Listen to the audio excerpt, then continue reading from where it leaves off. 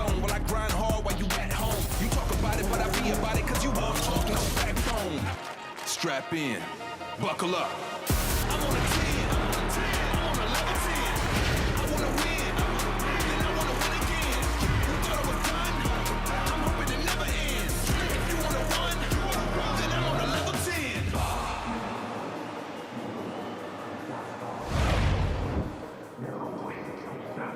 Well, hello and welcome back, ladies and gentlemen, to Drift Masters Round 1 2026 live here from Rome in Italy at the Vallelunga circuit. My name is Ian Waddington and I'll be talking you through all of your top 16 action this season alongside my very good friend Jacob Gettins. Jacob, welcome back. We had a hot and heavy top 32 and things are only going to get better from here. Yeah, it was absolutely wild. I mean, a couple of upsets in there, some controversy, some deep dives into the rule book. It's kind of everything that you would hope for in a top 32. But now that is over, the break is over, our tummies are full of espresso, and we are ready to go for top 16. We certainly are ready to go for top 16. Our drivers were just out on circuit on their top 16 parade, and it is a heavily stacked top 16 we have this afternoon. Now, how did we get here, Jacob? That is the story that we like to tell everyone. It's all about a story here at Drift Masters, and it's going to be a story the all way through. But first of all, let's take a look at our calendar, our season calendar for 2026. As you know, we are right here in Vallelunga in Italy, round 1 in Rome. We never got to make it here last year due to unforeseen circumstances. We had to cancel it and move it to Spain. And this is where we are right now. But we're going to Spain in just 2 weeks' time for round 2. Then we head off to Kildare in Ireland at Mondello Park for round 3. Then it's off to Finland, a brand new circuit for the calendar. Then it's off to Riga, baby, in Latvia, before we head to the Iron City in Ferropolis in Germany, before all roads lead to the final, the big one, the Pegay Narodowy, the Red Bull Drift Masters final in Warsaw in Poland. In front of 55,000 fans, under the lights, we crown our 2026 Drift Masters champion, where last year it was Conor Shanahan. But we're going to go back in time just a few seconds ago where he was talking about the story of how we got here in top 16. Let's take a look at the recap. Big upset from the get-go though, Jacob, as Simon Olsen, our underdog, our new driver for 2026, knocked out a competition. Yeah, we thought this was going to be his day, but unfortunately it just didn't come together for him, and he ended up being taken out by Diego Correia in a pretty crazy battle. Didn't get word as to what all happened there with Simon Olsen, but that mechanical took him out. Looked great in practice, but unfortunately just not the way things were meant to be for him. And then after that, our first event winner of last year ended up getting knocked out by the young gun in Nicholas Bertans. Yeah, Nicholas Bertans, the Latvian wildcard for a few years now when we head to Riga, decided to throw his hat in the ring for 2026 and do a full run in this incredible HGK Carbon Kevlar E92 Eurofighter, and took out the man, as you say, rightly so, who won round 2 last year in Drift Masters 2025. Bertans was looking strong, but this man was also looking very, very strong. Conor Shanahan, our defending champion, took on a very on-form Kevin Pescotti. Unfortunately, judges saying that Pescotti was too messy, too many mistakes. And said even Conor Shanahan needed to clean it up for top 16. Yeah, it really came down to a tough call, and the conversation that we had was both of them had lead runs that were not great, but Conor Shanahan edged him out just a little bit in the chase. Pretty tough call, but ultimately it's going to be the Irishman that ends up moving on into the top 16. Yeah, it certainly was. You can see those two guys that exchange of words. And then this, Conor Falvey, unfortunately mistakes again for the young superstar from Ireland. Fell fall to the Finnish superstar Rintanen, who once again stood strong and looked very impressive. Super consistent, super incredible line driver, and put himself into the top 16. And this was the final battle that we get to see here. And this was the tale of Dave from Drift Games, our very own ex-commentator here at Drift Masters, trying to battle it out with the one and only Piotr Wiańczek. Unfortunately, put that car into the gravel, dropped a wheel on initiation. Look at that, we missed that first of all. Yeah, big trouble there for Dave Egan. Unfortunately, the way the rule set is that they have 2 minutes once the run is over to make it out to the line, and they spent 2 minutes fishing him out of the gravel, so Dave Egan not able to compete. Unfortunately, I'm sure they both would have loved to have gone back in a battle, but the rules are written as they are, and we adhere to those. They certainly are. This is how the battle tree looks for this afternoon. It will be McKeever, Zakouril, some real good ones in there. James Deane, Diogo Correia. You know what, as much as you look at some of these drivers and say, like, James Deane, got the upper hand? I don't know. Same with this one. Jakob Przygonski take on Nicolas Bertans. Look, Przygonski, a man that has a whole host of trophies in his cabinet, takes on a wild card that's been in the championship. But Nicolas Bertans looking so strong today. Yeah, it's going to be a tough one. Bertans, he's been looking for that seat, that season-long seat, and now he finally has with the HGK team, and it's going to be absolutely wild to see what he's able to do in all of that equipment. And I mean, the next one that I really want to see is that Jack Shanahan, Kevin Pesur battle. I think this is just a battle of titans. Both of them seem to be on it. Jack Shanahan having that engine rebuild they did overnight, actually not even overnight, before qualifying, and everything looks strong, knock on wood, but Kevin Pesur on an absolute heater. Yeah, he certainly is on an absolute heater. That car turned up to 11 this weekend, but Jack Shanahan won't go down without a fight. This is how our top 16 parade, the guys went out on circuit to show their appreciation for the fans here at Vallelunga circuit.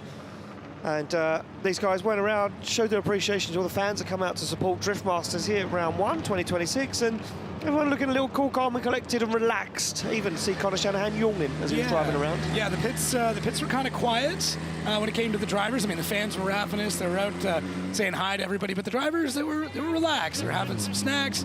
And it seems pretty cool and collected, as you said. So we'll see if they're just reserving their energy. I know we were getting ready for top 16, and that's what the drivers were more than likely doing as well. But they like to put on that display out to the fans. It's like a recreation of what we had on Thursday night when we took these cars downtown and got to drive them across the ancient cobble streets. It was quite the time. It certainly was the time. It was very good to take those guys out into the local town and show appreciation and show off what drifting is to some of the locals that didn't quite understand what was going on at Vallelunga circuit this weekend. But we certainly made our presence known, that's for sure, as we took those cars out there. Everyone came out to support, and it was a really good evening down there in the local town.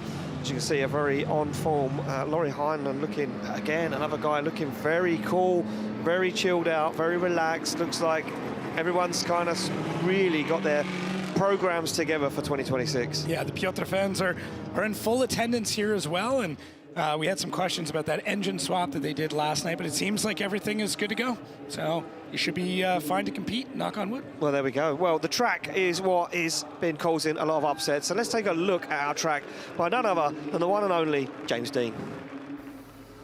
What's up, everyone? James Deane here. Come with me as we go for a lap around Circuit Vallelunga in the Ford Racing Mustang RTR.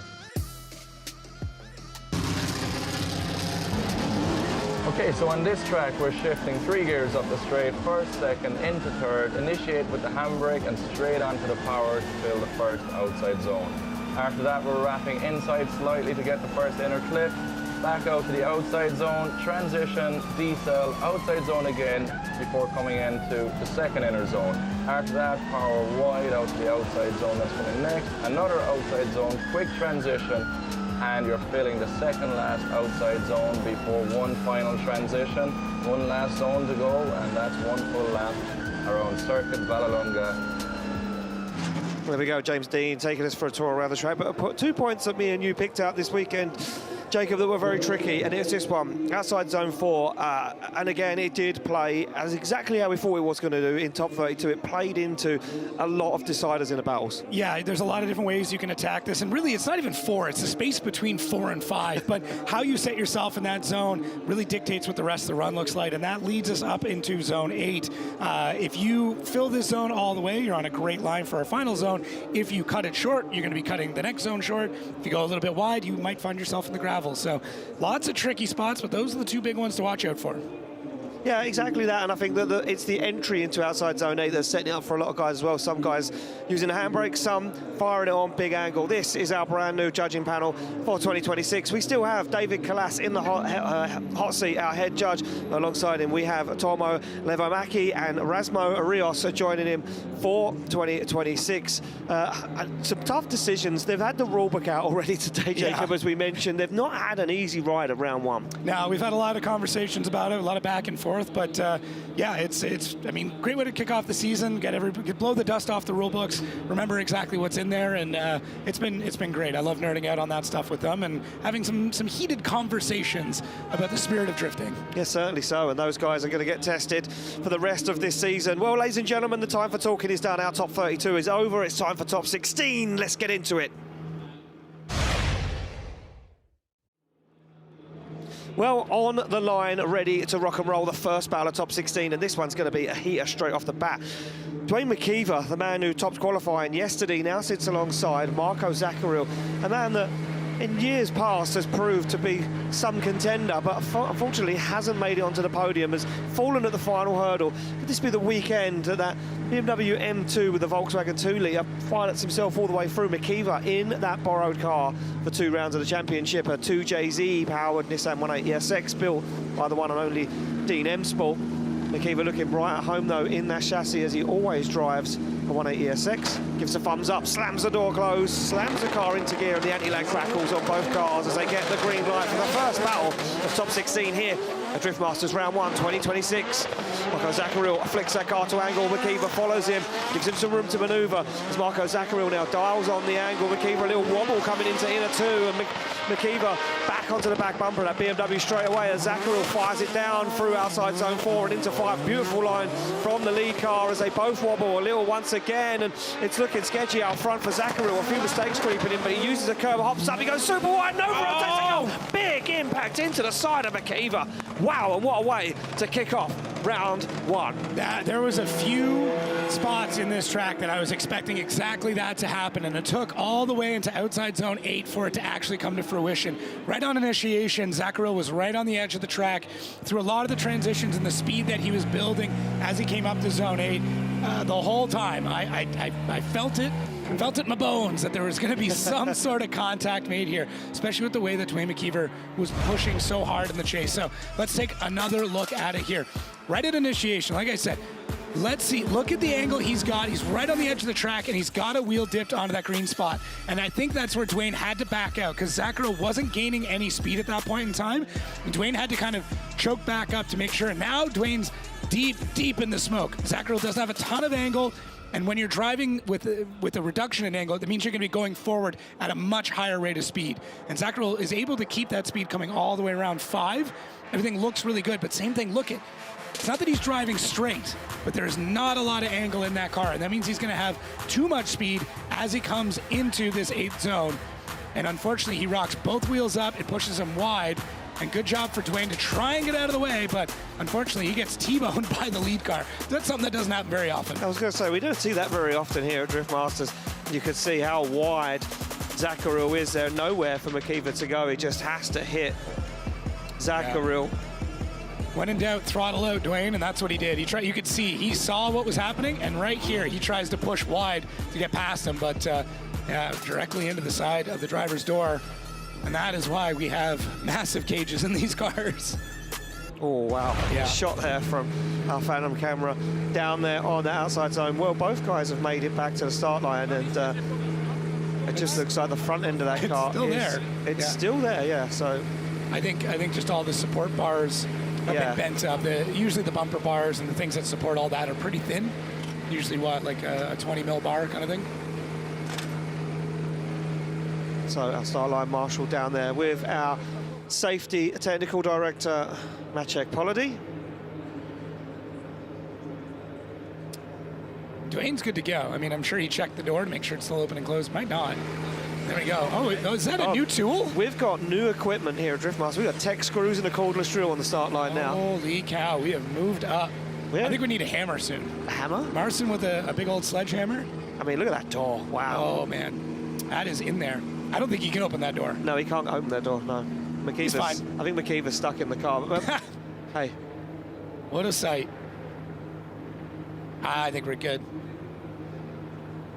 Yeah, so it looks like both cars are going to run. This is obviously a huge advantage for Dwayne McKeever. He won't want to get out of the car. He won't want to see if the door's shut, because all he wants to do is carry on. That's McKeever's mentality. He'll want to just get the battle done and worry about getting out once he gets back to the paddock.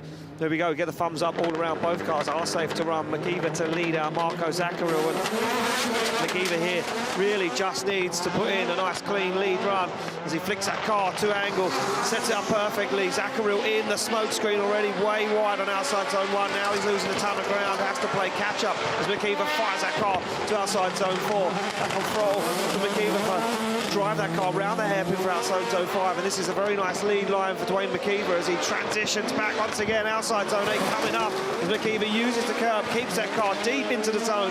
Zakouril goes for a dive onto the door, he's on the inside, but it's all over for Marco Zakouril. This might be Dwayne's event to win. He looks so on form. The car seems absolutely so well suited for him. I know he wants to go back to his other one, but I don't know, man. I'd be having some doubts about that, but everything looks so fantastic for Deane out front, and for Zakouril, you don't know what other kind of damage is going on with that car, or if you can even see over the giant bulge in the hood there.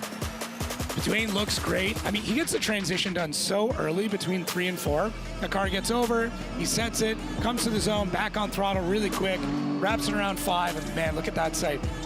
I think it's through here, just that added little bit of angle right at the very end, and it slingshots him around. And in the car, you're literally just feeding that little bit extra angle right before the transition, and you can get those snaps to happen much faster. But he is on rails. He is on rails. It's a very nice league line that McKeever's got worked out this weekend here at Vallelunga. And yeah, maybe that car not, I mean, 110%. He's still piloting around there well. There was a few corrections he made, but again, McKeever knows all he needs to do is put down a lead, a good enough lead line for Marco Zakouril to chase. And look at that. We asked Addy for this exact shot. And look how settled that is. Look at the compression as it pushes the wheel up the arch. That's a beautiful shot there. And we just hand some parts back to Marco Zakouril. That car taking a beating already. I think McKeever's still in the car. Yeah, he's trying to get out. Yeah, he can't get out. He's laughing. He said, I'm stuck in here. I'm going to have to wait till I get back to the paddock. Here we go. Decisions in. Left for Zakouril, right for McKeever. He can only really go one way. It's going to be Dwayne McKeever taking it through to the top 8. And a hand out the window for a handshake was all he could do to Marco Zakouril. Yeah, tough shout there for Marco Zakouril, Jacob. I think we're going to have to get some pry bars out to get him out of that car. Yeah, certainly so. We go back on the line to the next battle. This one's going to be a good one. Going to be James Deane to take on Diogo Correia. And James Deane, he good, but never count Diogo Correia out of the fight. Looked very, very good against Simon Olsen. Now, teammates this year, Olsen and James Deane. Wonder if James Deane said to Simon, "Don't worry, buddy, I'll get him for you." Yeah, I wouldn't doubt it. There's a little bit added, I guess, motivation for James Deane to take out the driver that took out his driver. His teammate, yeah.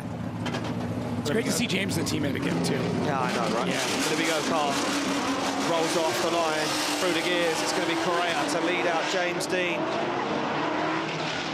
James Deane, the higher qualifier, decided to chase first as Correia puts it in. That first outside zone, a little distance there between Correia and Deane on that first outside zone. Now Deane starts to apply the pressure as they fire into outside zone 4. Correia on throttle nice and early. That encourages Deane to open up the throttle and get back onto the door. Early transition. Deane looking a little twitchy behind it, eager to get the transition done as he fires into outside zone 8. Correia up and gone as he flicks the car for 9. That was brave from James Deane into outside zone 9 across the line. Yeah, James has been kind of letting drivers get into the first outside zone and get settled before he starts to make the dive. We saw that on his past battle as well against Espen. And you see the same thing here. He gives him just a little bit of space. And for James Deane, anything, more than a meter is space. Yeah, he's normally all up in their business, but I really like the way that he does that, because now he's not overcommitting. He doesn't have to worry about giant mistakes from that lead driver, him getting caught out by them. He does a great job. It's a super active chase all the way around. Correia does an amazing job in the lead for so much of this run.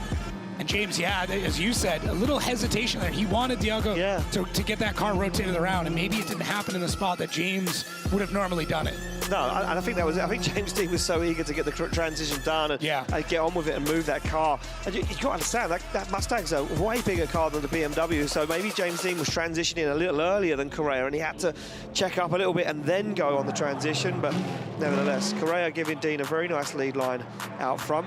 Oh, here we go, punching through the smoke. Oh, that's menacing. I mean, just look at how big the front of that Mustang is. I know, it's crazy. We haven't even talked about it. This is the same Mustang as last year, but they overhauled it. And by overhaul, they completely tore it all the way back down, I don't know if it was powder coated or painted, the entire chassis. So they took everything off and then rebuilt all of it again. Yeah, they certainly did. That's their version of a refresh. Yeah, I mean, that's the European refresh. Strip it back to a bare chassis and rebuild it again. Here we go, they're on the line. Deane to lead now. Correia to give chase. The green light is given for James Deane to lead the line as Correia slams through the gear in that BMW. Nice initiation for James Deane, but look where Correia's positioned himself down on the inside. Needs to get himself back up into that outside zone and avoid inner 2, now starts to lose some ground to the Irishman as Deane fires it through outside turn 4. Correia looks a little lost here. He looks like he hasn't got the tyre on him. Maybe a wise decision from James Deane to chase first as Deane absolutely fires through into outside zone A. Correia on the inside, sacrificing line on the handbrake. Correia shuts it down on circuit, and James Deane fires into the final outside zone and across the line. I wonder what happened there. I thought I heard a loud rev, almost like it came out of gear or something for Correia. Let's see at this onboard. Sometimes you can tell what they're working on, but now we'll get back to it. James Deane locked in. Beautiful line. Like, so committed all the way through the line. Not a lot of corrections. There's the odd little wheel movement here or there. And Correia does a good job. He's not quite a stand-up handbrake, not quite a lie-down. He's a hybrid handbrake in that car. But look at the amount of smoke he is fighting through. And that's such a hard part about this sport is, you know, it's tough to do when you can see. Now do it blind. Yeah, exactly. exactly. That's the chase job. But Correia gets caught on the wrong side of that transition, and it's just all James Deane for the rest of this run. And then somewhere in that cloud, Correia shuts it down. Let's see if we can catch it from this angle. Looks good. Wheels just stop. So I wonder, something mechanical. He's rolling now. Oh, he's off now, yeah. Yeah. But, and now we're starting to get back into long shadows, too. We saw this affect a few drivers in qualifying. It's only going to get worse. There's going to be darker parts of the track. But we'll keep an eye on that part because it's going to be evolving conditions as we get through the rest of this day. Yeah, it certainly is. Well, it's starting to get close to 6 o'clock here, and the sun will start to go back down again in Spain. And the track yesterday, the driver said, got slipperier, not stickier. Here we go. It's going to slide left for James Deane. Yeah, unfortunately, mechanical failure taking Diogo Correia out of the top 16 show. Not the way he would have loved that to go, but Matt, boy, does that line us up for a serious top 8 battle straight out the mark. Yeah, James Deane against Dwayne McKeever. Wow. Oh, that's a battle that's aged, that's gone on for ages. It's a final battle in any other round of 100%. championship. Well, we got the timer out, and we don't have any cars on the line, and the clock is counting down, and it looks like we only have 30 seconds for the next two guys to get to the line, and that will be Bertans and Kuba Przygonski. The Latvian and the Polishman, we're waiting for them to appear, and here they come, over the hill in the background. Talk about building tension. Come on, boys. Well, and don't forget, ladies and gentlemen, if they both don't get to the line, they will both get eliminated from the competition. So, interesting there. And Kuba looks like choosing to chase first. Yeah, he's fourth in qualifying. Yeah, the higher qualifier opting to chase first. As we can see our team down there, just making sure everything is good to go. The young Latvian asked a question, what do you do in lead position, as he puts that V8-powered carbon Kevlar BMW into gear. Kuba looks like he's got his hand on the anti-lag. Yeah. We should hear that. There it is. There she goes. Well, here we go, car slam into here. It's the second battle of our top 16. Third battle, sorry, of our top 16 as they slam through the gears. Big flick to angle for Nicolas Bertans. Tucks up on the inside. There's Kuba Przygonski now as they fire through that first outside turn. Przygonski right up onto the door of the Latvian. A brave move from Kuba Przygonski, but he didn't put it off. Had to hang on the handbrake for a very long time, but now back into the pocket, up to the side. And that carbon Kevlar car, how is Przygonski squeezing that GR86 up onto the inside as he goes for another dive onto the door? Bertans on an absolute blinder of a lead line. Yeah, I mean, Kuba was all over him in that, and Bertans looks like he tried to outrun him in a lot of ways, but Kuba didn't let him, and unfortunately, Bertans missed some pretty crucial areas on this track. Look at that left foot brake. That front right wheel does not move, but it's not smoking. So as he leaned over that much, that car's not even making it. But you can see he unfortunately misses two pretty much completely. Now he does a great job of kind of backing that car in, left foot brake to get it to rotate around, and it goes pretty wide on 5 as well. So it looks like that BMW's got all the forward bite in the world, but is definitely missing some of that side bite that is needed. But Kuba, he adapts really well. He's doing a great job of basically mirroring exactly what's going on in front of him, and that's more or less his goal. But look at these transitions. Kuba does a good job of kind of holding back. I would like to see him mirror just a touch more, but it's tough. And you can see the moment Bertans gets back on throttle, that whole, look at, you see that hop? Yeah, I missed the inner 5 down the back end of the circuit. I was looking at how precarious Kuba Przygonski was firing that GR86 up onto the I wonder inside. if we're going to see this hop right here. I don't know if there was contact. Please let this Look roll at it long start enough. to drive forward already. Yeah, I don't know. Was there? I wonder if there was contact there. Hard to say. It looked like the BMW had just like hopped a little bit. Little skip. Maybe a little contact. But there we go, back on the line, Kuba Przygonski to lead out Nicholas Bertans. Off the line, the Polishman already smoking tyres on the GR86 as he flies it in, but look at that from Bertans onto the front wheel. Oh, was there contact there? And both cars jumped up and down as Bertans nudges. But Przygonski once again almost takes the steering wheel out of his hand as they fire into outside zone 4. Przygonski goes wide, keeps a hold of it, but Bertans can't and scoots so wide on outside zone 5. They fire down through the alley as they get through into outside zone 8. Now Bertans needing to make up some lost ground. Goes for the transition, switches it back. Bertans tags Przygonski across the line. The continuation of not having side bite in that car showed its ugly face, unfortunately for Nick Nack on that run for sure. Kuba was just being attacked all the way around this run. So look at this. Bertans does a great job of, I mean, he's pushing the pace here. It's kind of like the old James Deane chasing style. Remember when he would like almost supersede the lead car? It's an incredibly intimidating thing to do. And Bertans there, makes contact. I don't know if that was the second time in that run already. And he's chill, he's calm, he's used to this. He's driven in so many different series over the years. It's pretty much nothing he hasn't seen at this point in time. And then watch as Bertans gets on throttle, the car just keeps floating out wide. Kuba does a good job. Could have been deeper in that zone, but just catches it with the chasing wheel. But unfortunately for Nick Nack, that car does not want to catch once it's at angle. If he gets on throttle, it'll shoot forward. But a lot of times you got to float it out and have it so it still stalls up just a bit. But Kuba floating around, car looks settled. I know they put a lot of work in this car. I've seen the hood up more times than I'm comfortable with. But unfortunately, it doesn't seem to be affecting him. And right here at the end, Nick Nack with the last ditch effort. He does a great job of reviving the rest of that run though, because he could have overshot into the track pretty hard. Yeah, he certainly did. A big mistake down there though, outside zone, inside zone 5 as he fired that car in. As you say, no grip, just kind of let the car wash very, very wide. But I see the judges taking a look back at the replay of that to see exactly what's going on. And we can see there Bertans talking to Przygonski about the contact, and I hit you here and I hit you there, and you hit me and I hit you, and that's how it goes. That's what drifting's all about, though. You know. I mean, you're not. I'm hoping you're not deliberately trying to hit anybody, but no, but it does happen. These guys driving this fast, this close together. There certainly will be some contact. Well, decisions in left for Przygonski, right for Nicholas Bertans. Oh, a split decision. It's going to go one more time. David Kalas, we have to bring it to you real quick. It all comes to big mistakes from both drivers. We saw a big mistake of Kuba at outer zone 4, where he was almost straight. He lost the ground there. Then we need to also look on Nick Nack, who was also having some troubles at inner zone 5, where he washed out. So both were having troubles on their chase run, on their lead run. Both drivers were able to show very strong leads. However, I think we need to see it one more time. The other judges thought both of them for the other driver, so we will see it one more time. Well, there we go. Perfect. Thank you very much, David. So it will be one more time. The old natural split.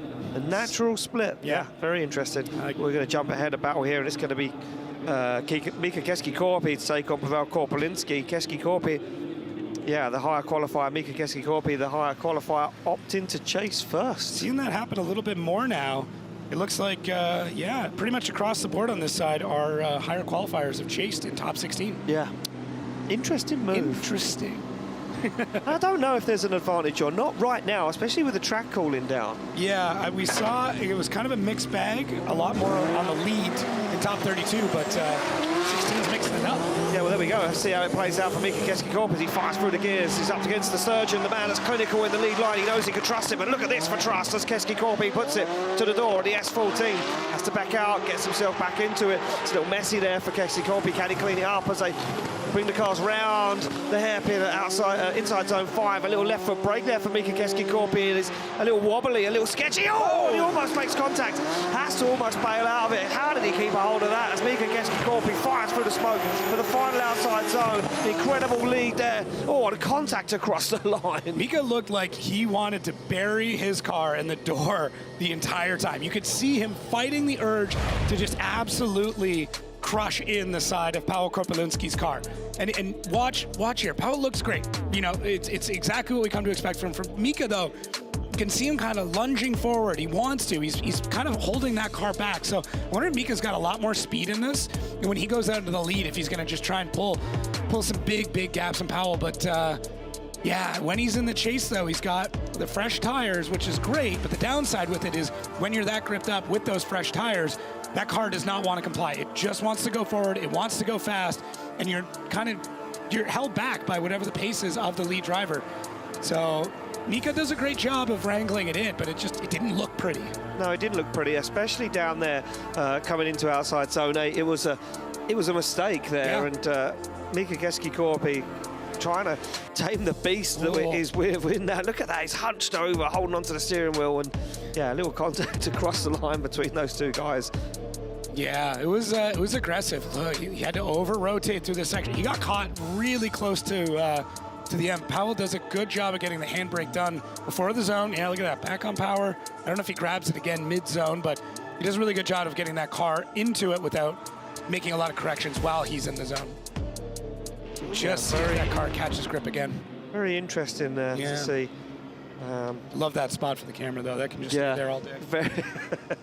Very interesting. Well, here we go. Thumbs up all round. Mika Keski-Korpi now in that chase position. Here's Jacob Bryant. His fresher tyres. Is he going to up and go? And we know Keski-Korpi has one of the best lines in to outside zone 5. He fires that car in, stands on the accelerator, and you can't even see Korpulinski as he's lost in a smoking chase and now starts to apply the pressure as we come firing down the hill. Look at that move from Mika Keski-Korpi. Oh, and it gets Korpulinski caught in a cloud of smoke. Korpulinski has to back out. Now he's in the background trying to hold on to the back bumper, but he gets it done a little cleaner this time as Keski-Korpi left foot brakes, pushes the back end of that BMW through. Wow, what a move from Korpulinski as he takes the back end off and pushes the door in across the line. Oh, we finally saw some emotion there to Paweł Korpulinski. I think he felt a little slighted that he got hung out to dry in 5. He's like, all right, watch this, kid. Oh, man, that was sick.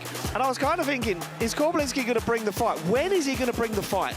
Well, you have two options when you get hung out to dry like that in a zone. You either shut it down, call it a day, or you fight back, and we know which decision he made. Mika Keski-Korpi through 5 looks so incredible. He gets so much angle through that section, has an amazing line, apexes really, really early, and is able to get through the zone. Paweł Korpulinski does a great job of keeping that car in pace, though, and then tightens up every single transition through the rest of this run.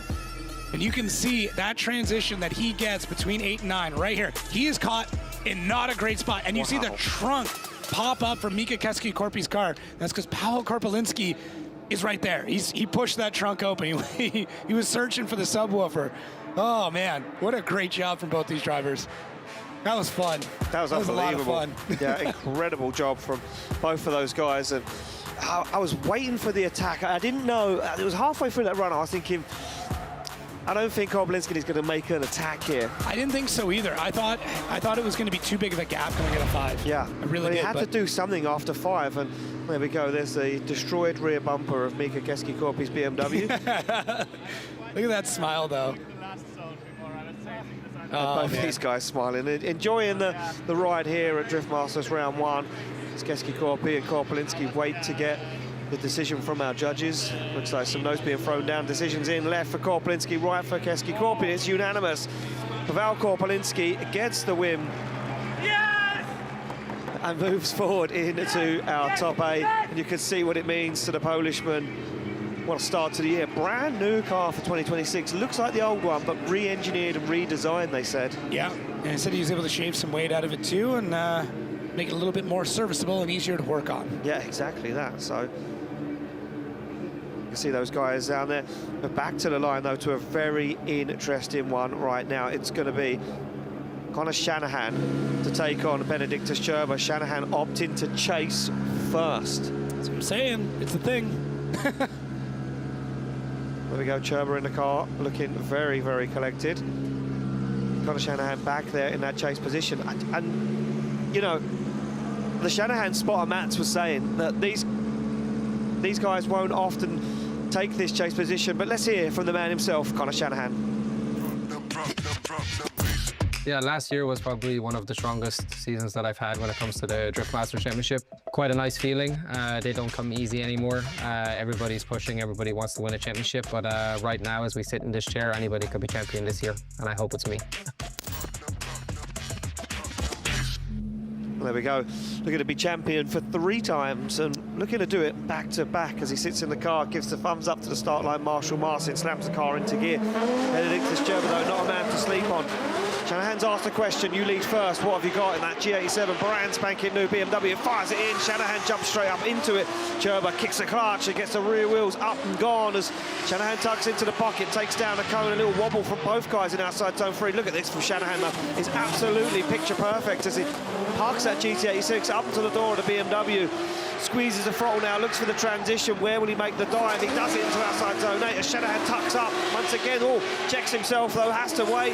Moves for the move once again as Cirba stands on the accelerator but sacrifices outside zone 9. Yeah, Cirba looked like he almost straightened there near the end as well. And I didn't see a lot of angle out of Cirba through most of that run. I think Connor was maybe not caught out by it, but he had to adapt to what was going on from Benedictus. So off the go, Benedictus Cirba does a good job through initiation, gets it sunk in outside zone 1 quite well. And there is Mr. Shanahan starting to hunt him down. Does a pretty good job. Lots of adjustments there to try and adapt to what was going on with the lead car as they push out towards 2. Everything looks pretty sorted here. And then Connor with a great rotation to keep into the pocket. Oh, what a perfect spot for that camera. And you can see he's just locked in. He's calm. And look at the light coming through. Something we talk about a lot. And it's blinding. You've got the sun coming in, you've got smoke, and Cirba, he's catching a lot of dirt. That's a pretty good dirt drop. Yeah, both guys go wheel off there outside zone 4 and trying to extend the circuit as wide as they can get for a nice arc through 4 and 5. You give them an inch, they'll take a mile. Yeah, they certainly will. Shanahan got a little lost here as he comes down to outside zone 8 though. It's like Cirba fired that car in and stood on the throttle a little earlier. And you see Shanahan back out the angle a little bit. There was a mistake. Let's get himself back into it. Watch Cirba how right at the end, out of the zone. Yeah, and just kind of drive straight through the end of it. So that's gonna dock some points for sure. It's also the last thing the judges see on your run.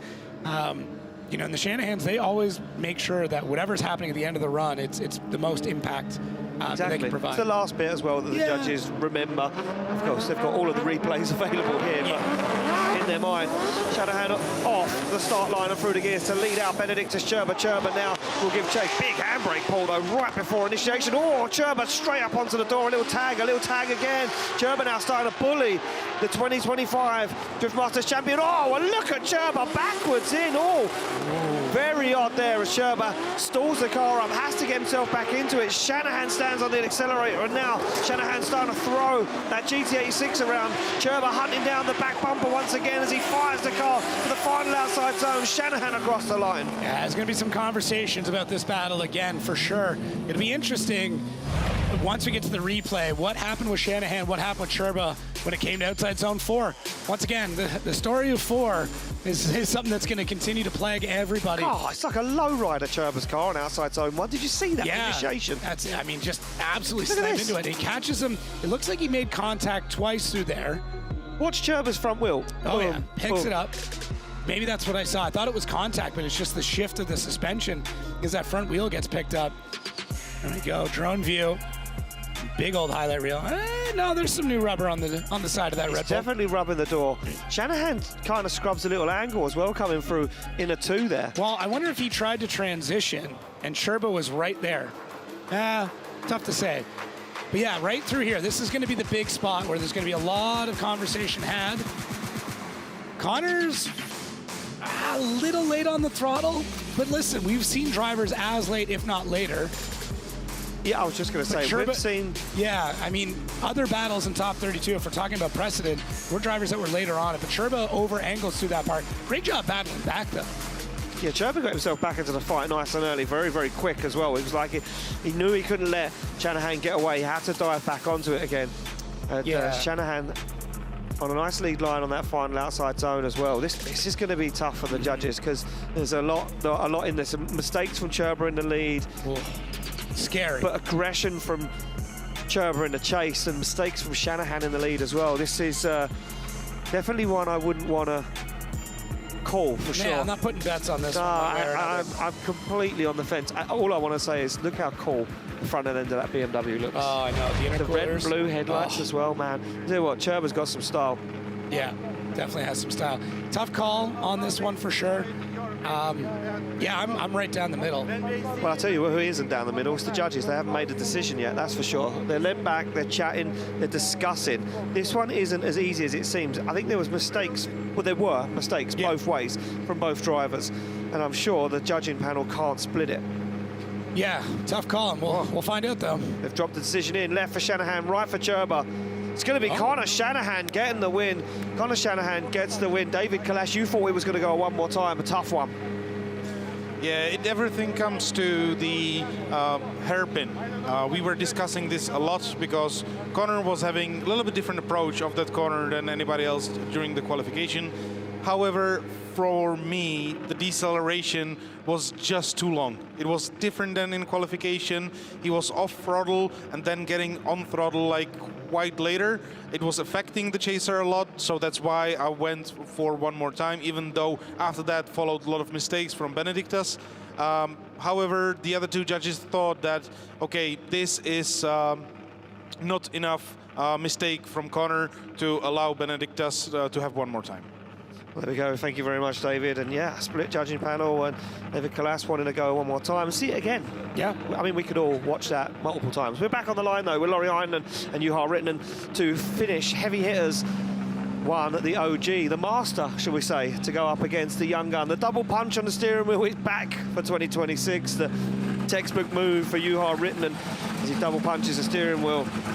Laurie Heinonen, a little wave, a little thumbs up to the camera. He's ready, locked in. The 2023 Drift Masters champion would love to get himself back up the order, but he's got to go through the man that probably showed him the way, showed him the light in drifting. Here we go, through the gears and off to initiation. Rintanen fires in. Oh! Big contact on initiation. Heinenen's car jumping 3 foot in the air, an absolute destruction to Juha Rintanen's GR86. Oh, got it. Absolutely got it. That wheel is a lot further back than it should be. There is some big damage there. Would not be, I mean, oh, it's the other side. I was like, Juha's car looks great. It's definitely the other side that it's gonna. Come on, Jacob. Well, it took me a second. I was like, it looks fine. Then he builds a crazy car. But Juha, I mean, that's tough. You're in the lead there. We'll catch the replays here in a moment to understand exactly how this all went down. But to me, Larry came in hot. That's for sure. So the big question will be when Juha got back on throttle. Yeah, this is what the judges will have to deem then. It'll be who's at fault here on outside zone 1. Thankfully, Juha Rittanen's okay. He's out of the car. Driving on the left-hand side of the car makes a big difference. Here we go. We're going to look back at the replay. Oh, look at this. Heinonen tags him. Oh, front wheel on front wheel. It's very hard to see from that angle whether Juha's car Juha still looks Rintanen great. was on throttle. Look at the aggression. Probably give us a good idea. I think Larry hit him before he had a chance to get on throttle. Yeah. Like if we go back to other battles, the judges are kind of allowing a little bit of time in that first. Watch this outside in the zone. car. Ready? Whoop. Jumped the whole car. Yeah. He was still trying to pull angle into it too. There was 3 wheels off track. I'm going to say maybe even 4. Well, there we go, both down there. I'm not sure if both guys need recovery or if Heinenen's able to get that car off track. Judges keeping an eye on this drone view a lot. They're flipping back to it.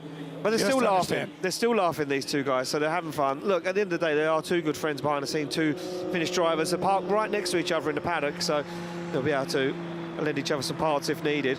But we are still waiting for the judges to see who is at fault for the contact. Can't confirm 3 wheels off. 3 wheels off. Yeah, Laurie just kept his right rear on the ground, barely though. That's disappointing. I know. Have to do better next time. You let them know. You tell. I'll you tell go him. tell them. I'll hey, go down there and I'll tell him. you're gonna make contact. Let's get all 4 You're wheels. gonna do off it. the ground. Do You're it gonna right. bunny hop it real That's a good. point. There we go. Look, you can see the judges now still deliberating this one, Jacob. What's your take on it? I would say based on previous runs and previous contacts, Juha didn't get a chance to even light the tires off. I'm seeing a little bit of smoke coming out from the rear of Juha's car pretty early, but Lauri's just still at it. So that's my take. I think Juha started to get on the throttle. You got to remember, you're not going to get a giant plume of smoke immediately when you get on throttle. It's going to kind of roll into it, especially because the tires are cold, right? They're going to, well, relatively cold. They're going to be warmed up in the burnout box, but they're not going to be at full, quote-unquote, smoking temperature right off the bat. It's going to take a few feet for that to happen. But, yeah, no, I mean, Juha's tires are rotating. There's another angle that just popped up here, and I would put Lauri at fault. You'd put Lauri at fault? I would put Lauri at fault. What about you? I don't think I've seen enough yet. Well, there we go. Becky's down there on the ground. Let's go down to Becky and see what she can find out from those two guys. How is it going down there, Becky? Frills and spills for two of the Finnish finest drivers. Okay, guys, always after something like this. First question, are you okay? Yeah, I'm okay. Yeah, sure. Lauri, what happened there? I've been gapped many times just there. I wasn't gapped now, so cannot say anything more. And you obviously you've got a smile on your face, but that's very unfortunate to go out in top 8 like that. Yeah, I don't think I did anything like unusual, or it's always unfortunate that these things happen, but we'll see how they go. Okay, well, good luck with the cars back in the paddock, guys, and we're glad to see you're okay. Well, thank you very much, Becky. And yeah, as both guys look a little dejected in the interview there, because I think reality struck in. But we do have a decision, ladies and gentlemen, and it will pop up on your screen as we see Juha Rintanen jump into the lorry to take a comfier ride back to the paddock. Maybe that's full of drinks and beverages to cool them down. Here we go, decision's in. And it will be Juha Rintanen getting the win, ladies and gentlemen. Unfortunately, due to the damage on his car, he won't need to complete a bye run. Judges deeming Lauri Heinonen at fault. Jacob, you were right. I was holding back. I was on the fence. I was unsure. I know. I kind of wanted to see a little bit more before I made a decision on that one. That's fair. I've got the judges replay over on my side, so I can kind of take a look what they're looking at. But yeah, it looks like Juha was able to get back on throttle. He had the wheels spinning at the correct time, but Lauri's closing speed was just a bit too much. He came in a little bit too hot. Very aggressive, and listen, you got to be aggressive, Juha Rintanen.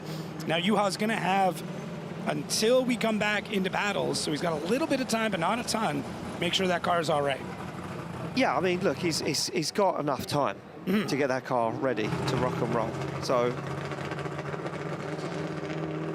should be good to go. Yeah, he should be good to go. So just taking a look there, Lauri Heinenen's car on the monitor, a D-bead as well on that rear wheel. That was big impact. Both cars took a lot of damage on that one. Now, I was wondering, is Juha Rintanen's car going to be able to be repaired, in that time? I'm just looking at how many battles we've got to go, and it's, you say it, you look at it, you think it's a long time. It's not actually a long time. Yeah, 1, 2, 3, 4-ish. Not that many, I guess. No, not that many at all. 25 minutes. It's going to be a scramble down there, that's for sure, down at Juha Rintanen's pits, and we can see a replay once again, and you can see Rintanen, yeah, he was off the handbrake, and you could just see, that's the angle I was waiting to see. See when he lit the tyres off, and you're right, just he was on throttle, just on throttle. He was accelerating through that first outside turn. Lauri Heinonen. I think this one is going to show it. Watch. You'll see the wheels are already spinning when Lauri's car decides to take off for the moon. Yeah, so Lauri Heinonen had to come in with a ton of speed, though, because Lauri Heinonen knew that Juha Rintanen was going to try and up and drive away from him, that's for sure. That's how he drives. Handbrake, he's on throttle, and boom. Boom. There we go, and that is the end of the weekend. He's still trying to drive the car. He's like, can we keep going? Am I okay? Yeah. Well, there were smiles down there, and those two guys, as I say, good friends behind the scene. But now the panic will set in a little bit for Juha Rintanen, knowing he's got the win, knowing that he's got to go back and get that car repaired. Up to full spec, ready to head on out for the next battle. We go back onto the one more time. It will be the battle between Nicholas Bertans and Kuba Przygonski. Przygonski, the higher qualifier, once again opting to chase first. Going for it again. I mean, I wondered if he would mix it up. Just thinking the same thing. Really? Yeah, just I be wondered like, if he'd be like, oh, look, I've tried that, maybe it didn't work. Should we lead first? Yeah, maybe. and let. Yeah, it's tough though, because you know how fast Nicknack's going to be. You want as fresh a tires as you can to chase him. Well, exactly that. Here we go. Off through the gears, down to initiation. Nicholas Bertans from Latvia fires that car in. A very delayed initiation from Kuba Przygonski. Can he get himself into it? And he's let Nicholas Bertans get away here. A little wobble from Bertans. The Latvian fires into outside zone 4 on the throttle nice and early. As Bertans now won't let Kuba Przygonski get anywhere close to him as he flicks through the fastest part of the circuit down to outside zone 8 on throttle. No messing around. As we can see, Przygonski shortcut the track, pops through the smoke, looks for the rear wheel and across the line. I don't know if it was a change in the car or just a change in the driver, but Nicholas Bertans, he's got the side bites figured out. I don't know if he's just getting on throttle a little bit sooner, but the car's not washing out wide the way that it was in that previous run. So you can see, but yeah, Kuba takes a hot minute. Look at this. You can see the side bite because Bertans' whole front corner lifts up. So I don't know. I'm gonna say they clicked a couple of dials back in the pits just to give him a bit. But yeah, this looks like a different car, a different driver, and Kuba got promoted to spectator there for that run. He got caught out pretty quick. Look at Bertans all the way through the zone while Kuba's just getting into it. That's a big gap. And this is where Nicknack scrubbed pretty wide, but that was not the case here. Maybe could have been a bit deeper through that zone, but he's at least in the right ballpark. Yeah, I mean, look, the lead line was clean enough, I'd say, for the lack of proximity from Kuba Przygonski. That's what that ultimately comes down to. Yes, yeah. You know, yes, he could have been tighter on in a 5, but without Przygonski knocking on the door, he kind of could sacrifice a little bit of that line. Yeah.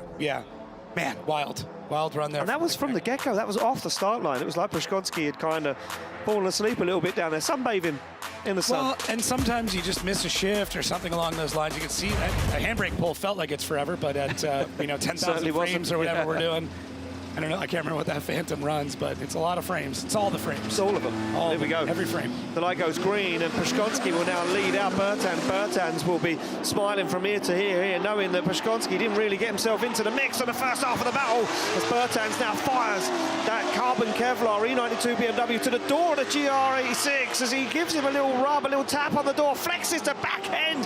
Bertans is not messing around, fires it in, tags him again as they fire into outside zone 5. Body panels being shredded.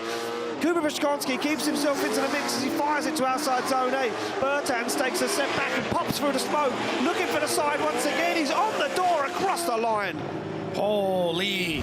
Bertans doesn't want this to go one more time.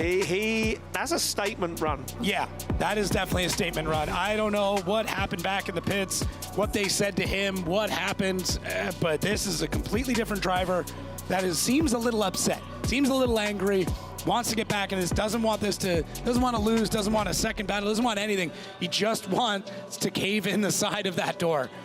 4 or 5 hits, I don't know. But look at that. Across. That's beautiful. You could not separate him. No, he's just glued to the door. He pops through the smoke. It's like a horror movie. Just this Latvian killer coming through, hunting you down. Every time you try to close the door behind him, he just punches through and he's coming back to attack. That's crazy. Kuba does a great job of not losing his head, though. Yeah. Because often when you're in the lead and someone's hitting you like that, it's tough. You're thinking, you get caught up a little bit. You start making strange moves. And Kuba just ran his race in the lead the whole time. But look at that. Oh, that is nerve-wracking. Man, great job from both drivers. The only thing that I could see coming back to haunt Bertans is too much aggression, too much contact. We saw that previously, but that's just a wild battle for that young man.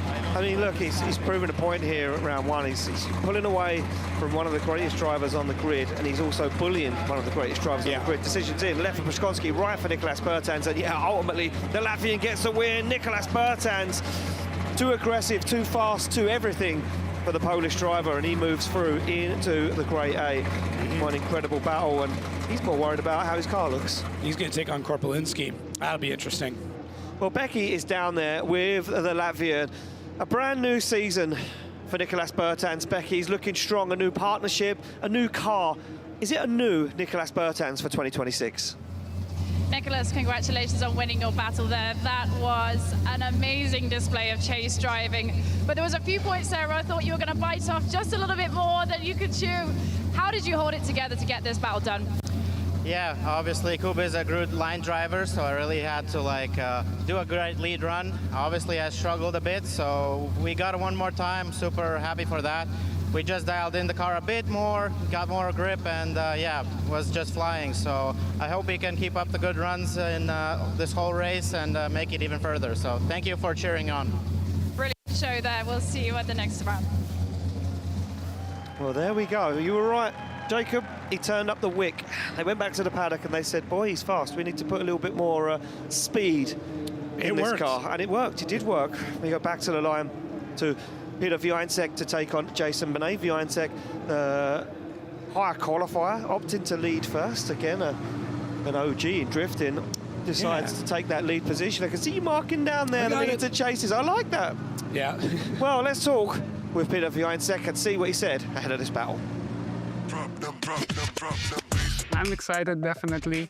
I'm treating it a bit more relaxed maybe than last year, but still we are here to fight for the best what we can. Fingers crossed, I'm prepared enough to fight for the top spot. Game face that was, poker face from Vinc. We're here to be a little bit more relaxed than we were last year. That means nothing to Vinc. Once that visor slams shut and the car goes into gear, it's all strictly business. The Frenchman, Jason Benet, will have to do everything he can in his power to stop the Polishman from claiming another step further towards that podium as they come through the gears. Vinc fires that car in. Jason Benet knows he can trust him. The incredible lead driver is Vinc. And look at this from Jason Benet. Oh, squeezes up on the inside.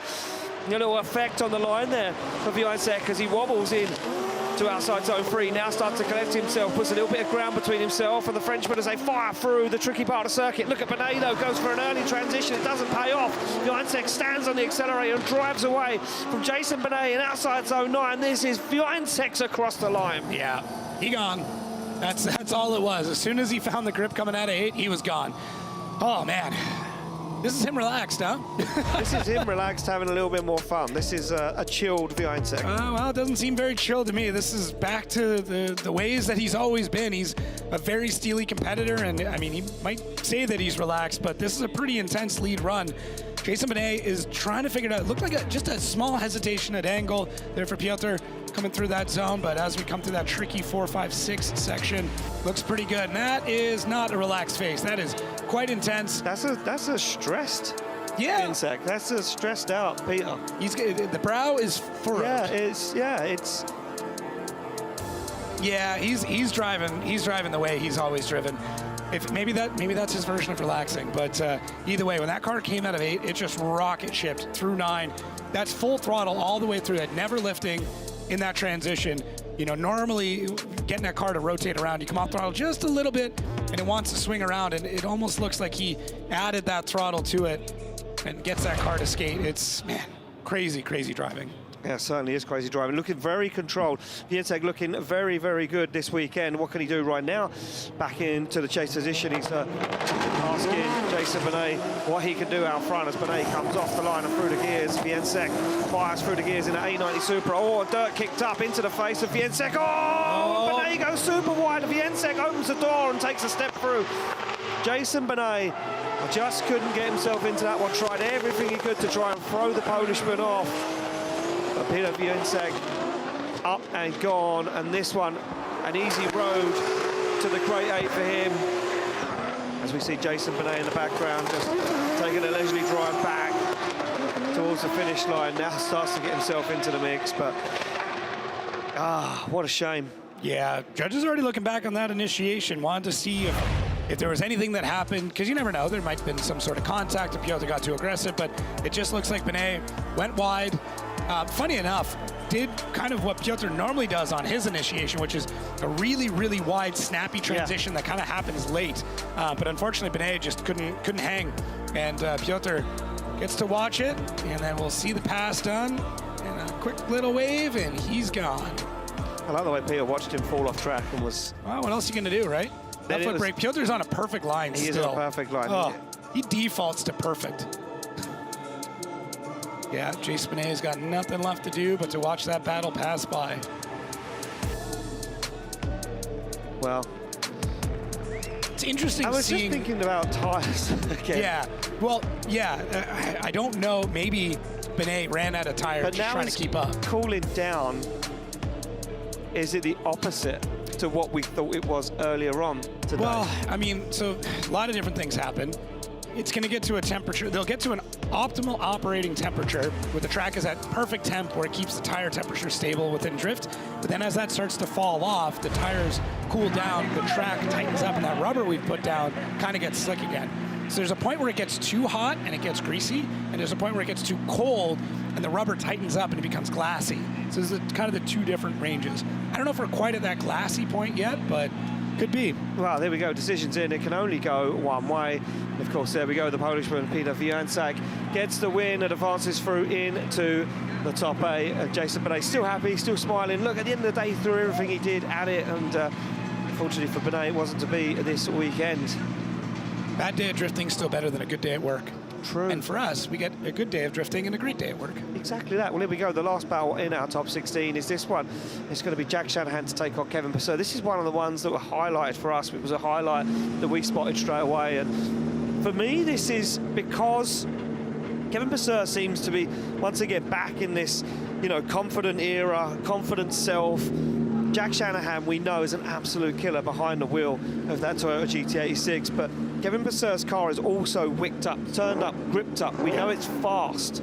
So I wanted to see these two guys go head-to-head to see, you know, a round one, kind of who's got the measure of each other. Yeah, it's going to be really interesting. I don't think Kevin can outrun Jack. Oh, a little bit of cleanup here while they're still on the line.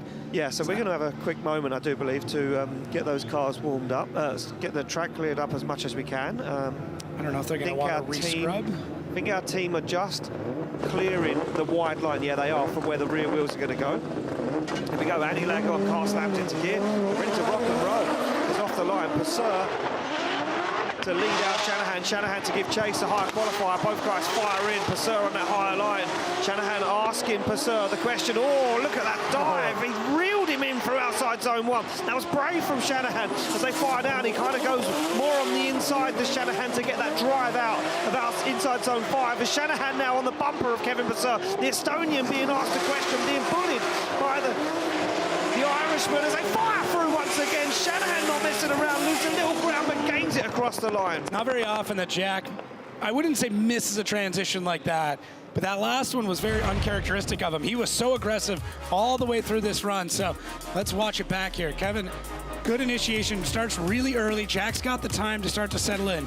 Kevin Pesur, he's got a great line all the way through. Jack gets caught a little bit on the inside, being a bit aggressive. Great job of adapting, has to hang tight for a long time. Almost supersedes Kevin Pesur through 4 and all the way around 5. You can see Jack pulling a bit of angle out. Oh, rest in peace, that camera. But now, as we come out through 6, Jack's doing a great job. Kevin Pesur, great line. This is a really heads-up battle. And then I feel like as we come through 8, Jack has to hold on for a bit longer than he wanted to, and it kind of has him thrown back as they transition out towards 9. You'll see it here. Jack punches through the smoke, and he's on a tighter line, which is going to help him gain that proximity. But yeah, just a tough go through that last section of the track for Jack. I like what Shanahan did here outside zone 4. Kept him more on the inside, and what it done was it gave him the advantage to try and get back on throttle a little earlier than Pesur and drive through up onto the door to outside zone 6. That was a very, very good move from Shanahan there. I don't know how the judges liked it, but I liked what he did there. I liked how he positioned the car. But I must say, Kevin Pesur's car, once again, is absolutely dialed in. Did you see the hop as he come into outside zone 8? Yeah. It's quick. It certainly is quick. Well, they're back on the line, ready to go. Swapped them around. Shanahan now to lead out Kevin Pesur as they both fire off the line and through the gears.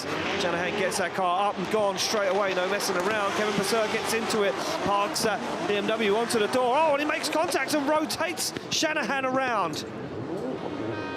This is going to be interesting. This is going to be really interesting. There's a couple things that happened. One of them right off the bat that I noticed, it seemed like Jack was on the handbrake a little bit longer than I was expecting him to.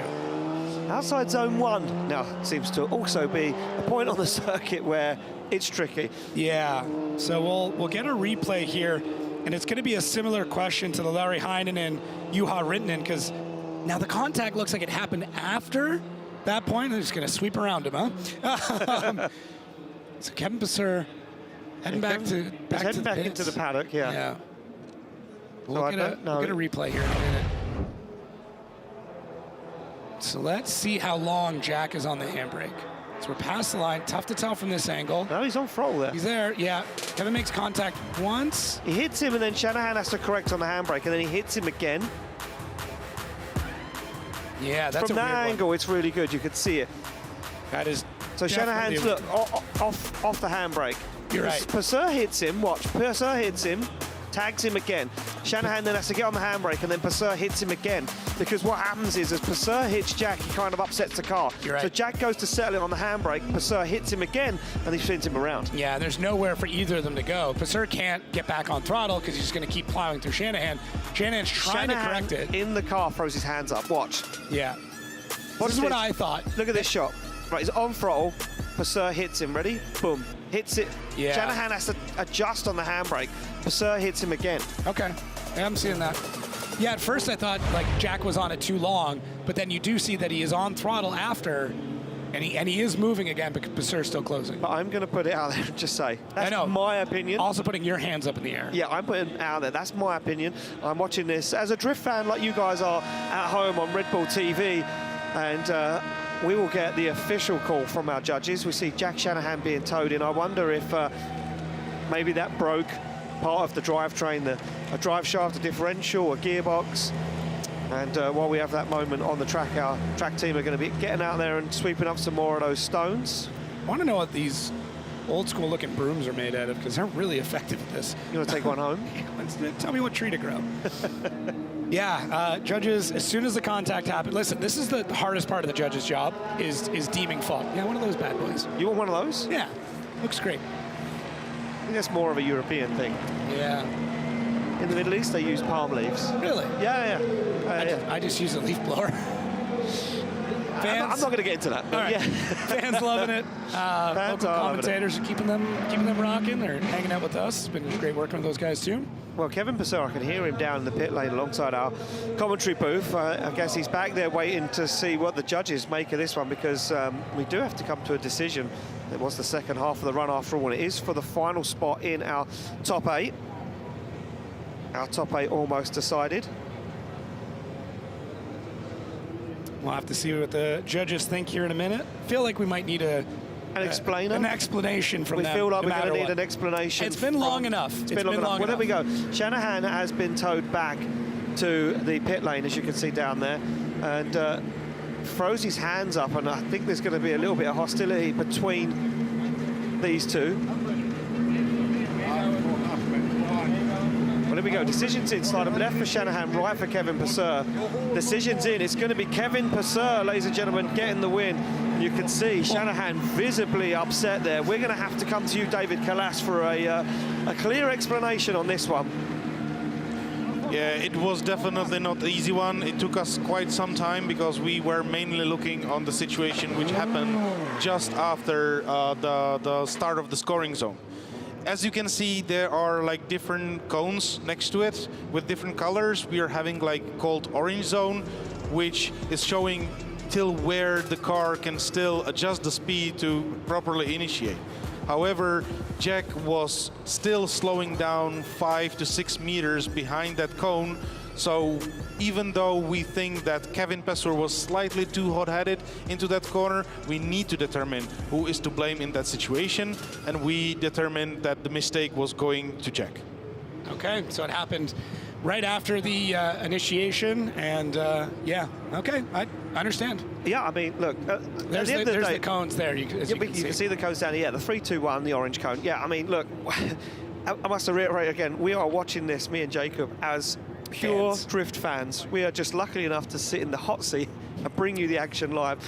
And that is our top 8 decided, Jacob, is a heated one. Yeah. The first one is nothing short than going to be electric. McKeever versus Deane, Bertans versus Corpulinski, Shanahan versus Rintanen, the Vinc versus Pesur. This is Yeah, this is wild. Every single one of these battles has an incredible story behind it, whether it's history, whether it's driving prowess, whether it's, you know, some old grudges. But either way, we're about to kick it off. We certainly are, because ladies and gentlemen, get ready for top 8.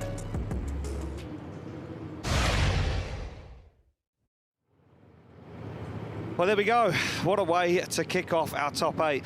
Two guys that have been driving together for years. Since the beginning of time. Head-to-head right now at the Round 1 Drift Masters Championship in Italy.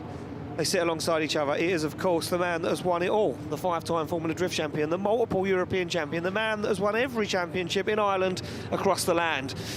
He now sits in the lead position as the lower qualifier to Dwayne McKeever. Look at that, a little nervy, a little hands in the lap moment. James Deane grips the steering wheel as Dwayne McKeever asks the question. Oh yeah, you're right. Dwayne McKeever asked the question of James Deane. You lead first. Yeah, wow, that's there we go. Bold move. Bold move, both cars slam into gear and come off the line. It's Deane to lead out McKeever for a spot in the top 4 awaits as they both fire into that first outside zone. Look at McKeever straight up onto the inside on that Mustang as Deane gives McKeever a perfect lead line. They both check up, both fire into outside zone 4. Oh, McKeever catches understeer, now loses ground as Deane stands on the accelerator. McKeever needs to get himself back into the fight and can't let the Mustang drive away. James Deane fires into outside zone 8, squeezes the throttle, jumps into the final outside zone. Oh! McKeever hits it wheel to wheel across the line. What was? Oh, the wheel is off of McKeever's car. Wow! Talk about beating him with his own car. Oh my gosh. Hopefully, obviously, I hope he's okay.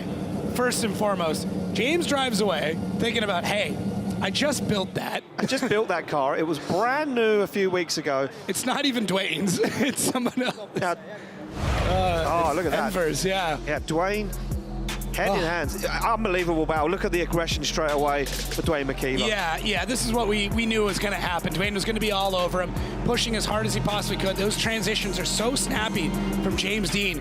And take a look. You can see Dwayne working the wheel next to him. Oh, that's a thing of beauty right there. These transitions are absolutely perfect, but Dwayne unfortunately catches that understeer just as they come around to outside zone or to inside zone 5. And then James just absolutely throttles past. He'd have no idea that he's pulling a bit of a gap there. And then Dwayne's got to catch up. Deane's line into 8, and the acceleration out of it is something to be studied. And look at this, Dwayne coming through. And back wheel on back wheel. That does not happen often. Dwayne just gets caught a little bit too far forward. Oh man! Oh, look at James's face! Oh, I know how much that cost me. That was a pure grimace from James Deane. That hurt. Oh man! James Deane is absolutely flying at this point, and McKeever knew he had to do something. Look at this! He makes a huge dive.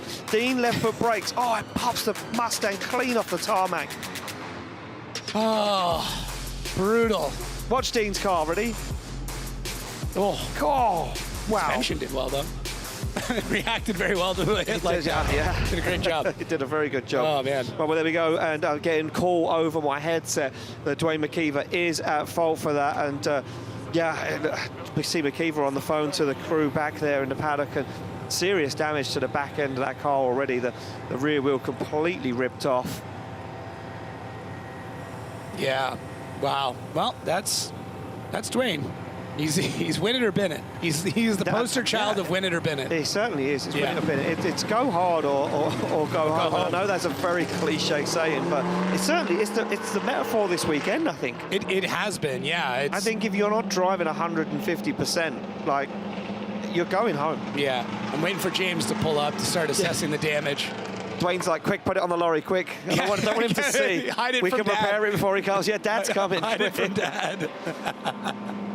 I laughed to stop me from crying because that's brutal. Beautiful car. It certainly is brutal. It is an absolutely stunning car. And you didn't catch us before saying that this car that McKeever's driving was built by the team of James Deane, Deane M Sport. Absolutely impeccable car. And James Deane's Mustang, I mean, I've got to say, absolutely took it like a champ. Yeah. Because it doesn't look like it has a mark on it. No. It's, it's built incredibly well. such a big car too. It's tough. Yeah. It could take a hit. It's like a tank. Look at this. He doesn't want Dwayne's to like, look at him. don't look at him. Don't look at him. Don't look at him. Don't make eye contact. He's like, oh, God, I got to go over there. Yeah. I better go and say sorry. Yeah. Yeah, maybe. Yeah, okay. That's the most sheepish walk over from one driver to another. Oh, man. Eugene's going to have a big smile, though. Look at... Yeah, there we go. Decision's in, and it's only going to go one way, and it will be James Deane getting the win. Unfortunately, McKeever unable to repair the car and get himself back to the line within the 2-minute clock. It means Dwayne McKeever out of our top 8, and James Deane finds himself, Jacob, into the top 4 already, as we see McKeever's car on to the lorry. Yeah. Recovered back to the paddock.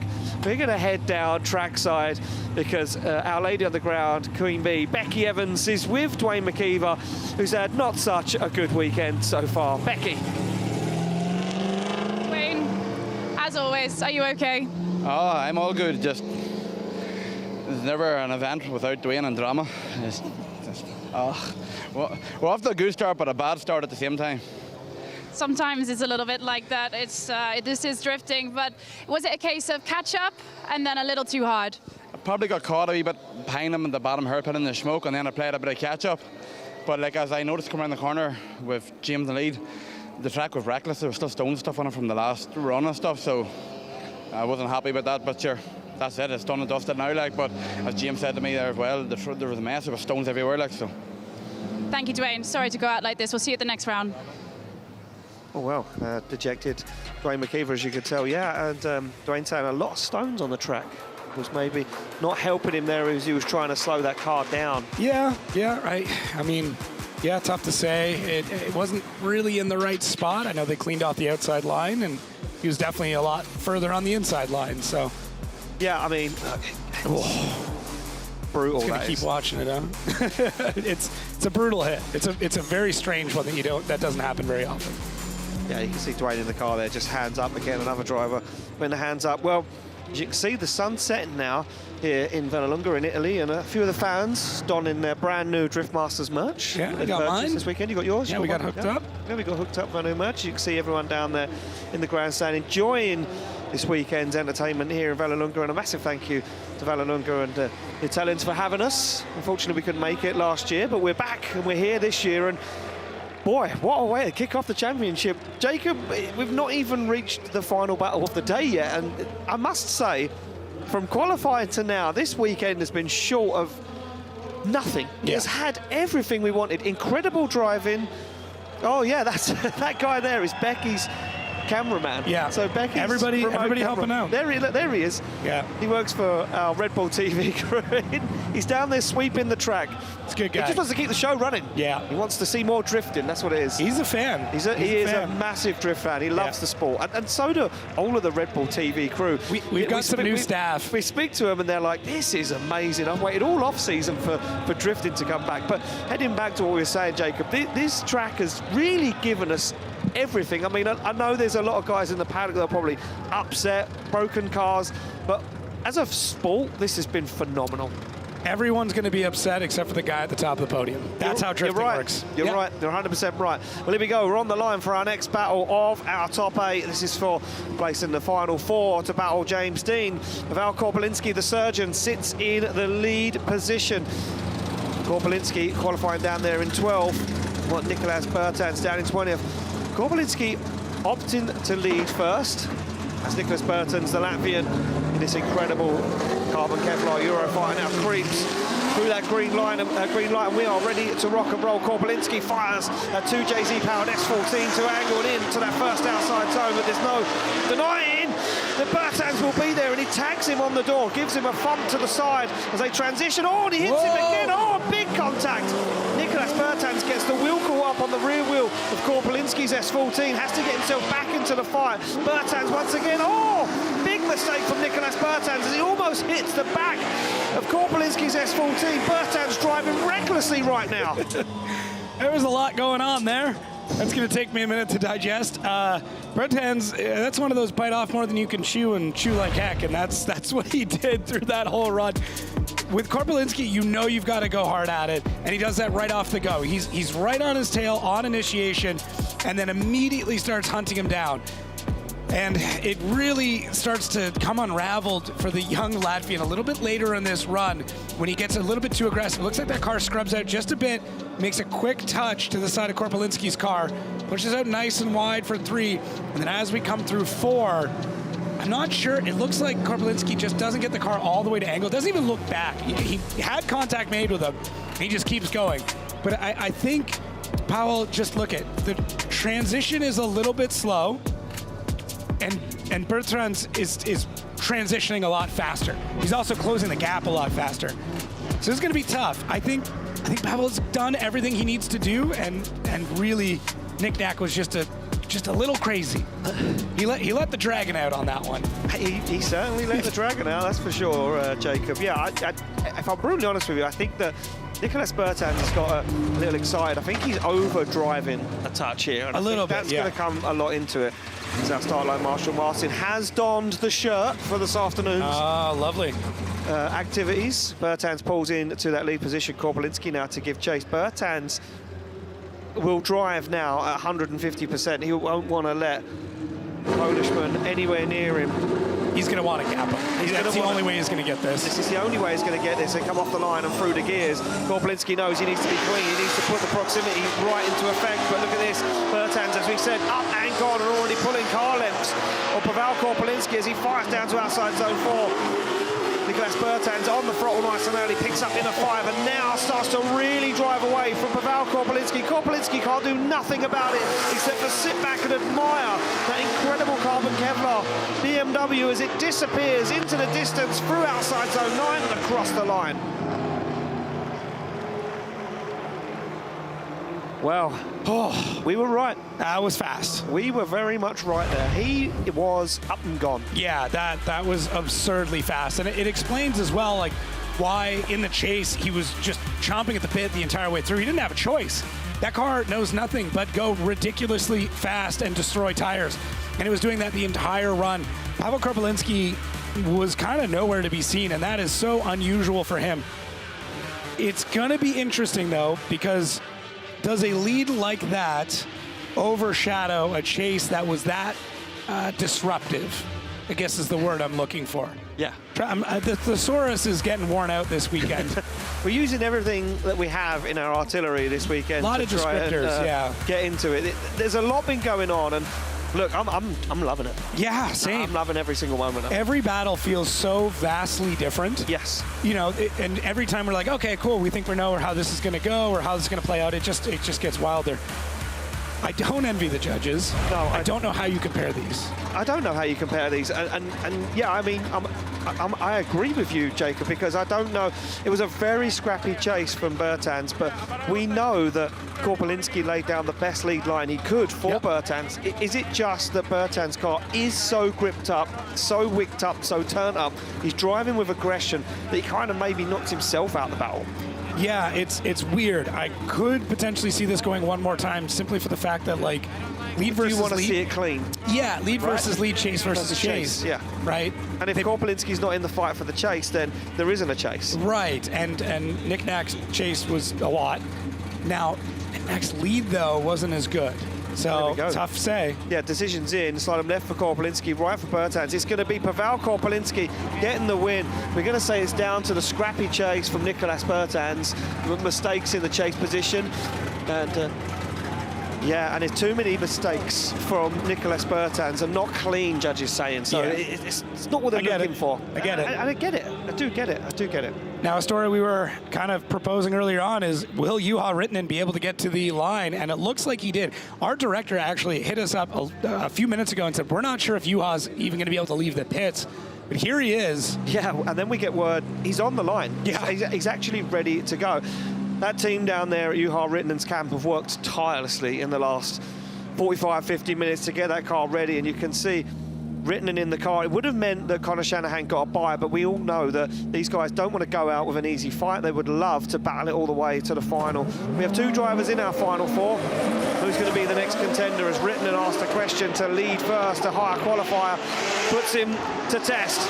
Rintanen fires into outside zone 1. Shanahan falls into the pocket behind, into the smoke, jumps up into the door as Rintanen now drives himself through to outside zone 4. Very clean from both guys. Mirrored angle from Shanahan as he gets up close and personal, stands on the throttle, lost in a cloud of smoke, but still manages to deal with it.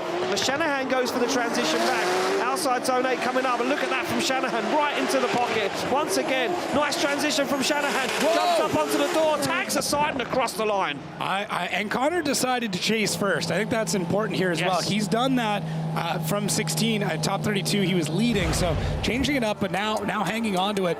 I like it. I definitely like it. It looks good on him, having all that tire to be able to chase. The other part too is you don't know what's going to happen with Juha, and at least from this view, you can kind of see where it's all going to go down. Juha's car looks great though.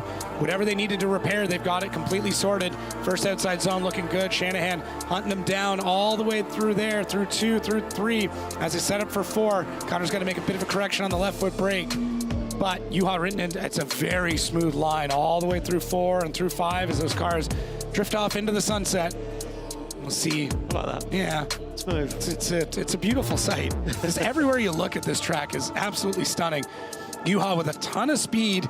And as we come through 8, Juha does a great job of filling that zone. Connor's kind of caught on the inside for a moment, but then gets the transition as they fire through 9. You can see Connor has to hold back.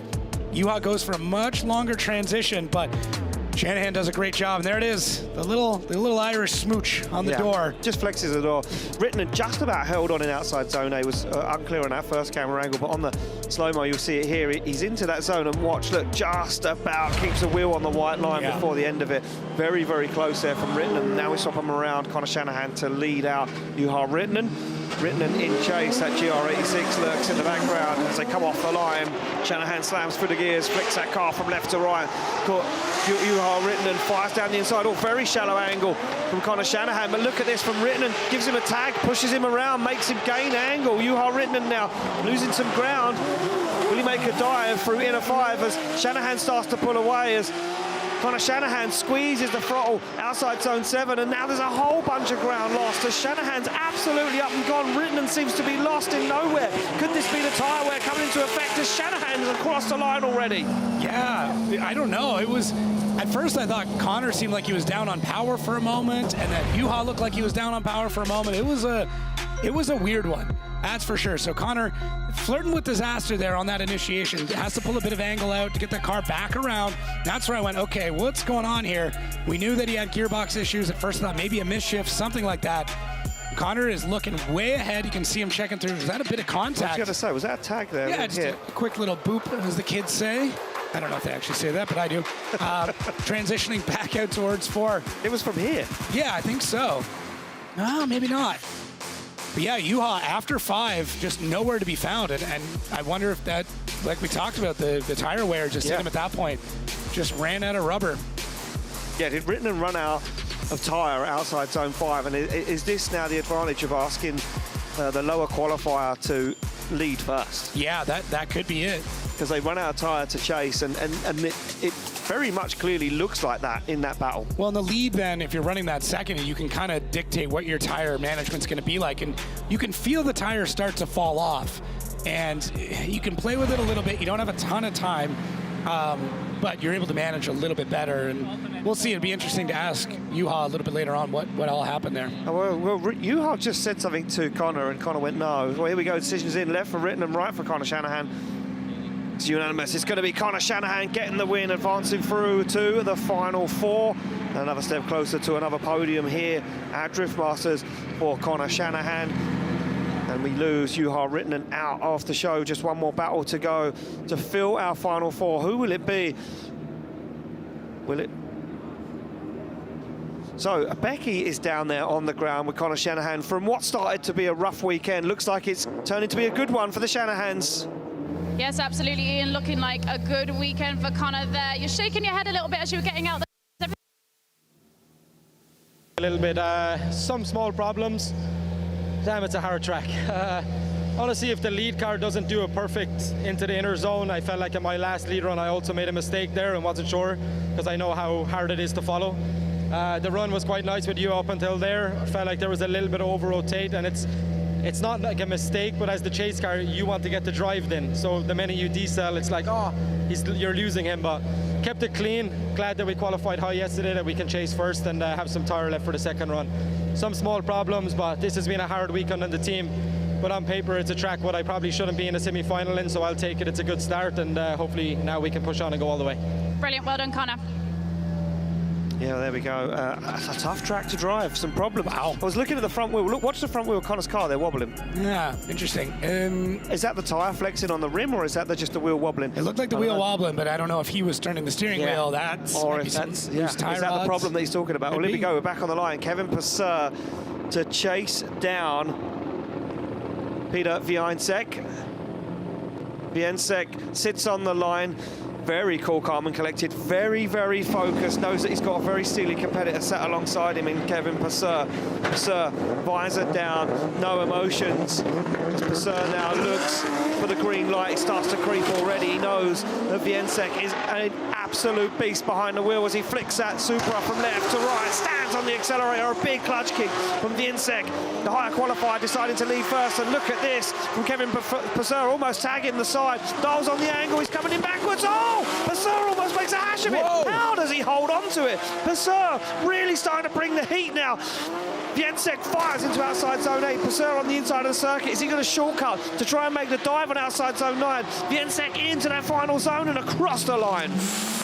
Man, Pesur, that was scrappy. He looked a little bit desperate in the chase there, and I mean, rightfully so, because Piotr Vincc, he's just so consistent.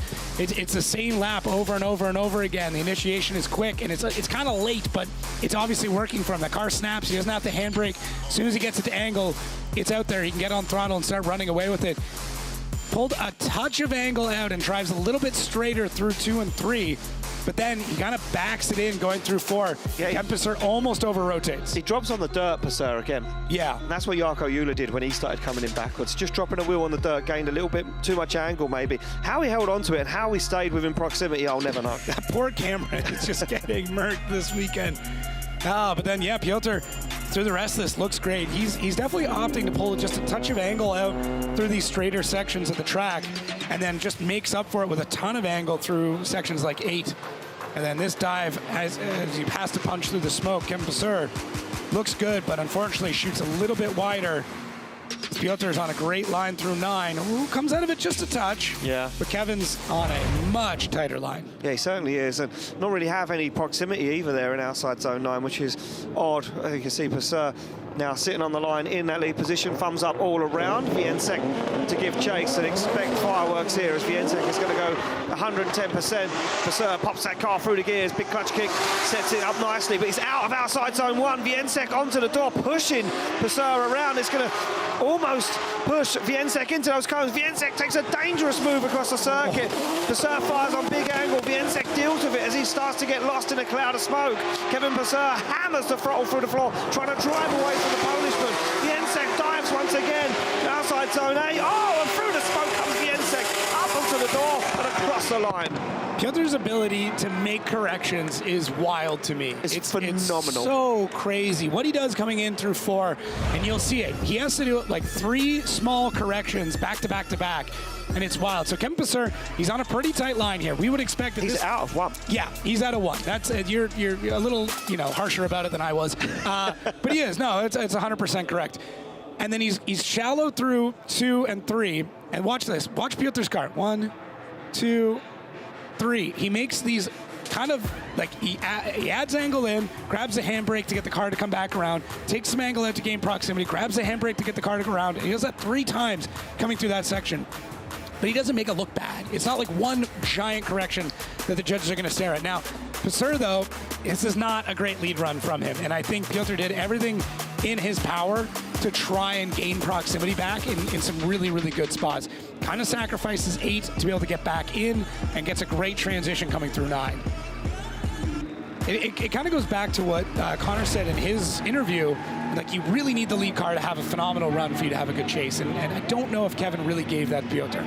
Yeah, exactly that. I don't think he did, especially from outside zone 1. You know, he just wasn't in the mix at outside zone 1, and that's kind of where it all fell apart. Here we go, decisions in, slide of left. Vinc gets himself into the final 4, one step closer to the podium. David Kalas, they're the battles we're looking for, right? They're the ones we're looking at. Exactly. This is what we are looking for. We really enjoyed it. Really great job from both drivers. Kevin showed us really good runs. Just Piotr was able to be even closer, to mimic it a little bit better. But this is what we are waiting for. This is we are fan of. We cannot be fans of the drivers, but we are fans of good drifting. And that was good drifting. Certainly was good drifting. We enjoyed it, didn't we, Jacob? Loved it. Well, down on the ground, a man that said there's no way, and he had a big smile on his face. They changed the engine last night for this. Becky's with Peter. Peter, congratulations. A difficult battle there at times. It was a masterclass in having to adjust. How was that for you? Oh yeah, it was. It's tough in general in here. I very much enjoyed this place, but it's very technical. It's very intense and demands a lot of focus, definitely. And I don't know what happened actually during my last chase. I have a problem to shift up on the last hairpin. That's why I lost some ground, but somehow I managed to catch him on the second to last corner, and we are going through somehow. So it's somehow is the word of this battle. But yeah, thank you guys for cheering me up, and fingers crossed for the next one. Can you give us a little track update? Some people were saying there were some stones out there. Is everything clear for you? Yeah, there are stones, but they are not impacting the run, in my opinion. At least I hope I won't get smacked with one of them, but so far so good. And what else I can say? Yeah, let's have some fun. Perfect. Go have some fun, Peter. We'll see you. It's all about fun this weekend, Jacob. All right. It's all about fun this weekend. They're having fun. Their man from Poland has got himself into the final 4, and there's only 4 drivers now left in the competition. Love that reaction. That is an incredible reaction. Yeah, and Kevin Pesur, look, not even taking the helmet off. It's so strictly business, yeah. Kevin Pesur. It's all about getting the job done. Well, here we go. This is what our heat tree looks like at the moment, and how we've come through from our top 32, because boy, it's been a roller coaster of a journey into where we are now, our final 4, Jacob. Yeah, stories are written, and unfortunately it's in a lot of broken body panels so far. Yeah, it certainly is. Well, James Deane will take on the surgeon, Pavel Korpulinski. That will be an interesting one. 2 very good drivers. Yeah. 2 drivers that can be aggressive, but not too aggressive. And then Connor Shanahan will take on Piotr Vinc in that other battle in our final 4. Only 2 places in the final, and then the 3rd and 4th place playoff. The third step on the podium awaits for one of those drivers. How many times have Connor Shanahan and Piotr Vinc met each other? Oh, I know, right? Someone pull that stat for me. Shoot me a text quick, because that's a lot. And James Deane, Pavel Korpulinski, that's going to be nuts. It's going to be interesting to see who pulls the craziness out of their bag. Yeah. Because if not, we'll be here doing one more times until the sun sets. Until the sun goes down. Yeah, well, there we go. Cars down the back of the grid, getting prepared and ready to rock and roll. That is the warm-up area. So as you can see there, that piece of tarmac to the right-hand side of your screen is what we're talking about. That's the tyre warming area, and that's a part of the track dedicated for these guys to scrub those tyres. And just in a few moments' time, we will see James Deane into that tyre warming area, and Pavel Korpulinski. We can see an onboard there. James Deane in the car, ready to rock and roll, and just waiting to get that signal. Yeah, we're just laying down some fresh lines on the track to make sure everybody can see everything. Want to make sure that our final battles of the night have every opportunity to put on the best possible show. So if you're new to drifting, tire warm-up, basically they're scrubbing off the outside layer and getting the temperatures up to tires up to temperature. Yeah, makes on the rear. And then on the fronts, they're scrubbing the front tyres to get rid of all the marbles. Yep. So all those pieces of discarded rubber that lays around the circuit. They'll pick them up on the way back to the circuit, on the way back to back end of the paddock. That's what you'll see them here right now, scrubbing the front tyres. So they'll be cleaning off all that debris on the front tyres, so the tyres are clean and up to temperature as well. Yeah, warms them up a little bit. Yeah, before scrubbing the rear tyres, as you say, taking that moulding release agent off of the tyre, scrubbing that top surface off so they're fresh and sticky and ready to go, because they want a good launch off the line. They want to trust the tyre on initiation, which is ultimately where it counts. And these guys not needing a lot of tyre warming. It's a very short scrubbing. Well, I heard from one of the spotters earlier saying that the tyre warming here, because of the length of the circuit, is 10% of what they would normally do. Well, yeah, normally you'll see kind of 3 or 4 figure eights, but we didn't see it now. Now, there we go. It's time for Final Four. There we go. Final four ready to rock and roll. Pavel Korpulinski pulls to the line. Korpulinski qualifying in 5th place. James Deane down in 8th. Korpulinski taking the chance to lead first. This is, yeah. I wondered if Korpulinski would offer it to James Deane. Yeah, I'm looking through. It looks like he's led first on pretty much every battle he's had. Yeah, well, there we go. Consistency from Pavel Korpulinski. James Deane sits in the car, a little thumbs up, ready to rock and roll in that RTR, that Ford Mustang Spec 5 DM. James Deane, always ready for business. They're on the line, and it looks like our start line Marshall Martin is waiting for the all clear from our track staff. As you can see, the last white line being put down on the circuit. Consistency is key here for these drivers now, especially as the shadows, Jacob, really coming into effect on outside zone 8 and 7.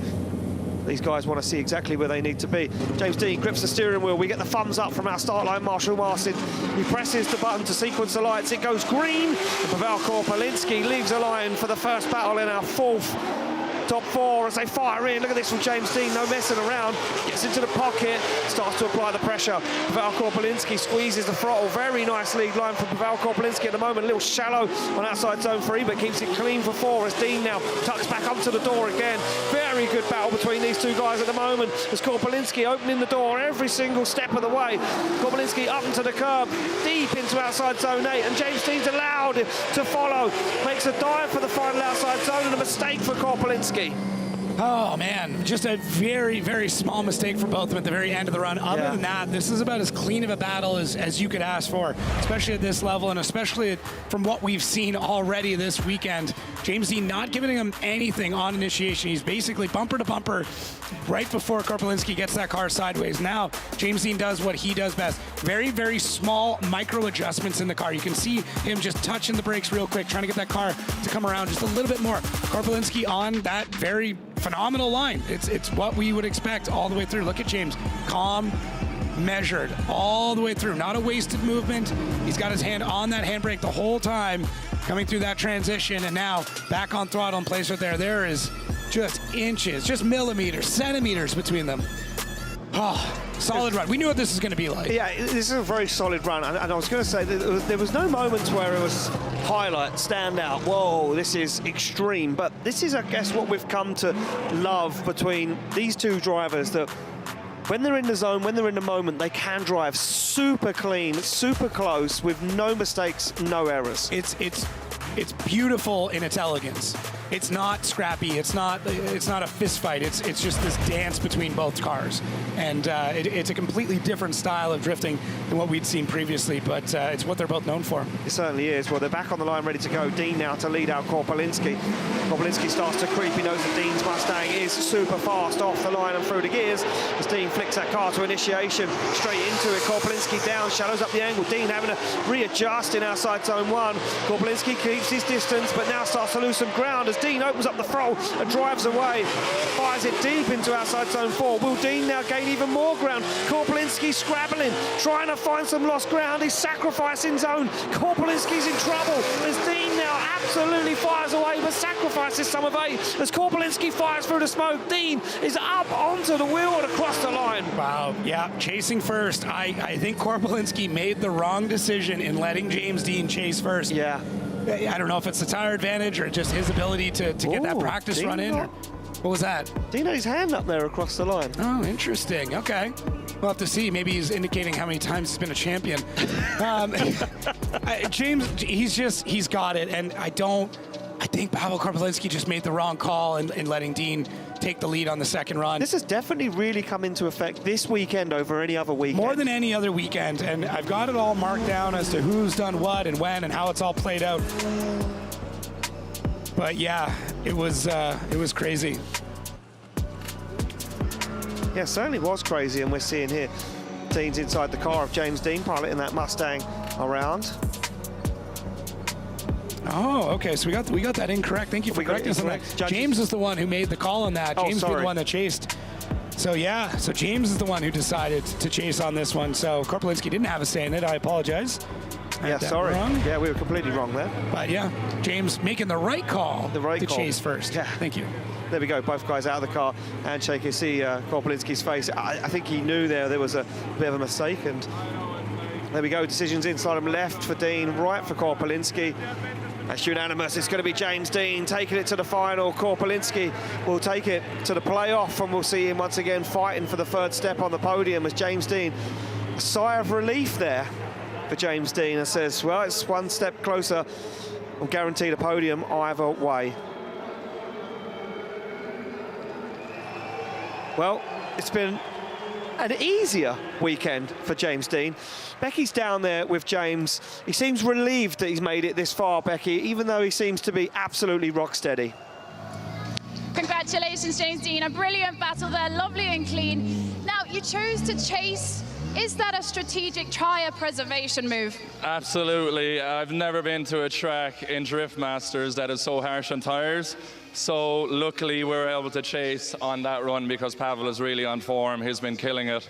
And as you can see, even starting chasing first and then doing my lead, by the time I finished the finish line, the tyres are absolutely completely gone. But what a way to start Drift Masters 2026. Ford Racing Mustang RTR into the final.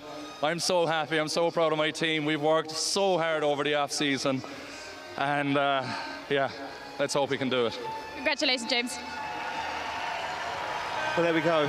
We're getting confused. We're getting tired up here. So much chaos over the weekend. I don't know whether we're coming or going at the moment, Jacob. Well, I mean, like I said, James made the right call, and this is a veteran. Part of it is knowing what needs to happen. And yeah. And he showed it there. When he come over the line, there was nothing left on the tyre. And I think that maybe really played into effect for Korpulinski in the chase. Well, either way, James isn't going to be able to make that call when he's in the finals because he's going to be facing off against either Connor Shanahan or Piotr Vincek, and both of them qualified higher than he did. So we'll see. I don't want to get too far ahead of myself. Unless they offer him. I don't. Why would you do that? Why would you do that? Yeah, I mean, I don't know, but here we go. The next battle are warming up down there on the back end of the circuit. It will be Connor Shanahan to take on Peter Vincek. These two have met. I mean, it's got to be a lot of times. It's a lot of times. I know you were trying to get that info. Oh, wait, I might have the info. Hang on. So Kurt, while Jacob looks up the info of how many times these two have met in competition, the judge is smiling once again. How many times have they met, Jacob? I want to know. Oh, wait, I don't know. They sent me James Deane and Piotr. Oh, okay. Okay, I need the other one. Thank you, though. There we go. Both guys warming up the front tyres, getting that little bit of extra heat into the fronts before they pull to the line. As we say, the tyre scrubbing down there, minimum for these guys this year. And right, now, look, this is it. Now we get this one right, because Shanahan qualifying in second place, asking Peter to lead first. Okay. I love this. I love that this has become such a thing. Yeah, it's great. It's so great. I mean, strategy plays such a massive role in drifting that we don't get enough time to talk about, whether it's setup, tire pressures, whatever.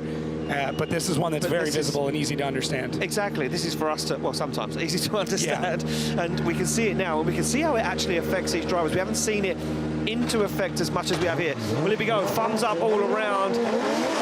As Vincek leads out Shanahan for a spot in the final against James Deane. Who will it be? Shanahan jumps onto the back bumper. Big flick initiation for Peter Vincek as he puts that car where it needs to be. Look at this with Shanahan foot brake fully locked, keeping that proximity on the side of that Supra as they fire to outside zone 4. Shanahan now making a dive up to the door. Vincek goes a little wide, but then tucks the nose of that Supra into 5 as they flick back across.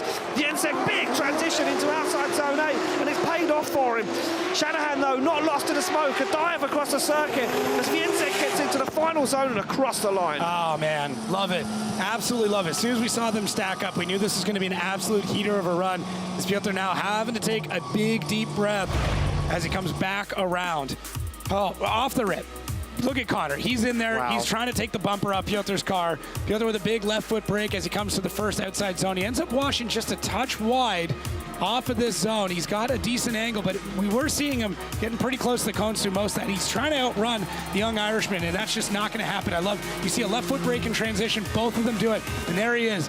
Connor, the Shadow Shanahan. He lives up to the moniker because he's all over him all the way through this run. Piotr lays down a solid lead run, opting to go wide and then a bit late on the apex. It's just how the car wants to handle right now and how he wants to place it. But beautiful battle, and one it's just timeless. It certainly is timeless, and a really nice run there. For me, the only mistake that kind of crept in was, but here for Shanahan, he goes for the transition. He allows Vinc to drive away. Can't really get back into that pocket of smoke or back into that area where we'd expect him to be, right up onto the door. But nevertheless, what an incredible chase from Shanahan, and again, an incredible lead line for Peter Vinc. Oh, and the bonnet's open Vinc's car. Could it be precautionary? Yeah, it looks like it's just a quick check under there, and he gets the thumbs up. So I do have it. It is 12 battles they've done against each other, and right now Piotr wins 8-4. Oh, wow. 8-4. Yeah, thank you so much to Flickster for sending that over. And here we go, light goes green, they're off the line. Shanahan fires through the gears, and we can see Vinc already creeping up onto the side tiles, even more angle on it on transition, on initiation, as he now tucks himself right up onto the door, pushing Shanahan around inside zone 2. Doesn't get himself caught up on the inside, goes backwards, checks up massively, but keeps a hold of it. As Vinc now stands on the accelerator, Shanahan trying to drive away as he flicks it to outside zone 8. Vinc fires it in once again, keeps within proximity, transitions through the smoke. Vinc onto the door, wheel to wheel, unbelievable. Absolutely manic run from both of them. You could feel it. You could feel the tension in their driving. They both knew everything to play for right now. Nobody wants to be taking third. No one wants to even have to battle for third, and they're trying to get this over with right now. Connor Shanahan with that little bit of a tire advantage, and he's trying to take it to Piotr, but he at no point was he really able to outrun Piotr. This is a great line there from Connor, and honestly, that one inside zone might be the difference for him. But yeah. Piotr's chase is insane. He's pushing Connor around every single chance that he's got. Look at these really quick little corrections. He barely has to move the handbrake in that car just to get that to lock up, but he over-rotates just a touch, but it works out for him. It allows him to get on this tighter line. He almost supersedes Connor coming through this section, but it allows him to stay tight throughout. This is somebody who's, Piotr's making moves knowing that he may not have all the same grip or the tire wear to be able to do it. But look he catches it on the inside, gets on throttle a little bit earlier and dives in. Such a great move. Connor's able to stretch his legs just a little bit through this section. Takes a moment to catch your breath, but there he is, Piotr right back on him again. The whole run, start to finish. That was crazy. And for me, it was outside zone 9. It was brave move for Peter Vinc to dive that much. That was. They're giddy. They're like children out there. Kids. They would do that time and time again. That was unbelievable. A very clean battle between these two guys. And the only place for me, I wonder what the judges are going to think of it, and that's inner 5 for Peter. Yeah, a couple of the inner spots are the only spots that Piotr really had it, but I would argue his chase was closer all the way through. Tough call. Really tough call. I would love it one more time. I'm just going to put that out there and watch this all night. Flight's not till tomorrow, so let's keep going. I'm out of breath. You're out of breath? Yeah. I'm out of breath. I'm stressed. I'm sweating? Stressed watching this. But there we go, staff down there on the track, waiting to get that decision, waiting to see who takes it through. There we go. Fans around. They're everywhere. Yeah, the place is absolutely packed out here at the Vallelunga circuit. You can see a lot of guys moving out and about and around the circuit, trying to get the best vantage point to see every single battle. Decisions in, left for Shanahan, right for Vinc. It's going to be a one more time. Whoa. It's going to be a one more time. A split decision, though. Erasmo Rios, he didn't think it. David Kalas, we're going to quickly jump to you. We've got some time. We have to get this battle decided before we can move on. David, you want to see it again? Of course I want to see it again. This is pinnacle of drifting. This is really great drifting, so we would like to see that once more. We saw some mistakes of both drivers on the lead position. Both drivers were not that deep on on inner zone 2. Both drivers are having some problems around outer zone 8. So lead runs for me and Tarmo were very, very similar. And then we are coming to the chase run. Connor was able to be decently close, but he was just keeping the distance all the time, where Piotr was more aggressive, trying to be way closer. And yes, he did the mistake at just before inner zone 5, but it was caused by trying to be that close. So that's why we are saying there was different approach of the chase position, very similar lead runs. So that's why we would like to see it once more. Well, I'm not sad about it, and I know you're not, Jacob. Nope. That's for sure. As we see Peter now back in the pit area, back in his paddock, the team down there now will prepare the car, check it over, fresh pair of tyres, some more fuel, and maybe a little quick check with his spotter, a little look back at the broadcast to see exactly how it went down, where he needs to improve, what he can do to try and gain an advantage over Connor on the one more time battle. Yeah, this is going to be so tight for the next one. It's you get into a weird spot as a driver at this point where you go, like, do I want to push harder? Where can I push harder? How do I even close up this gap? And you just want to keep it clean too. That's the other part, is you can push harder and potentially have an incident. And look at this, some great drifting families all hanging out together. Some drivers, they're all fans too. This is the thing. This traveling circus, everybody's friendly. They're having a great time. It's it's behind the scenes means so much more than what you see in front of the camera sometimes, and it's an incredible life that these drivers get to live. It certainly is, and I mean, look, the whole team here at Drift Masters, the Red Bull TV team, get to live that as well as we travel around 7 different countries and over the rest of the season. And yeah, the stories and the camaraderie between all these guys.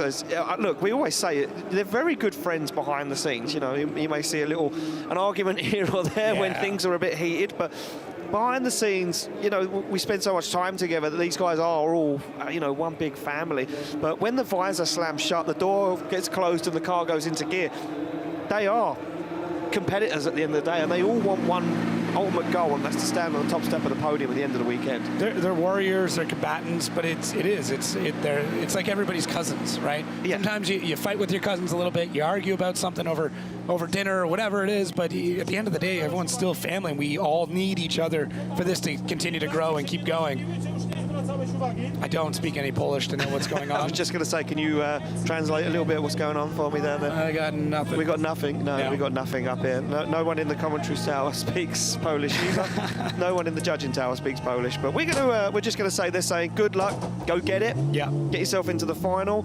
You're doing great. Yeah, you're doing a good job out there, and he is ultimately doing an incredible job out there. Let's be honest. Yeah. It's on a tough track. And when you hear someone say, when James Deane says this is a tough track. Well, if you think of how many different tracks he's driven on all over the world that he's beaten, yeah. He's unlocked everything.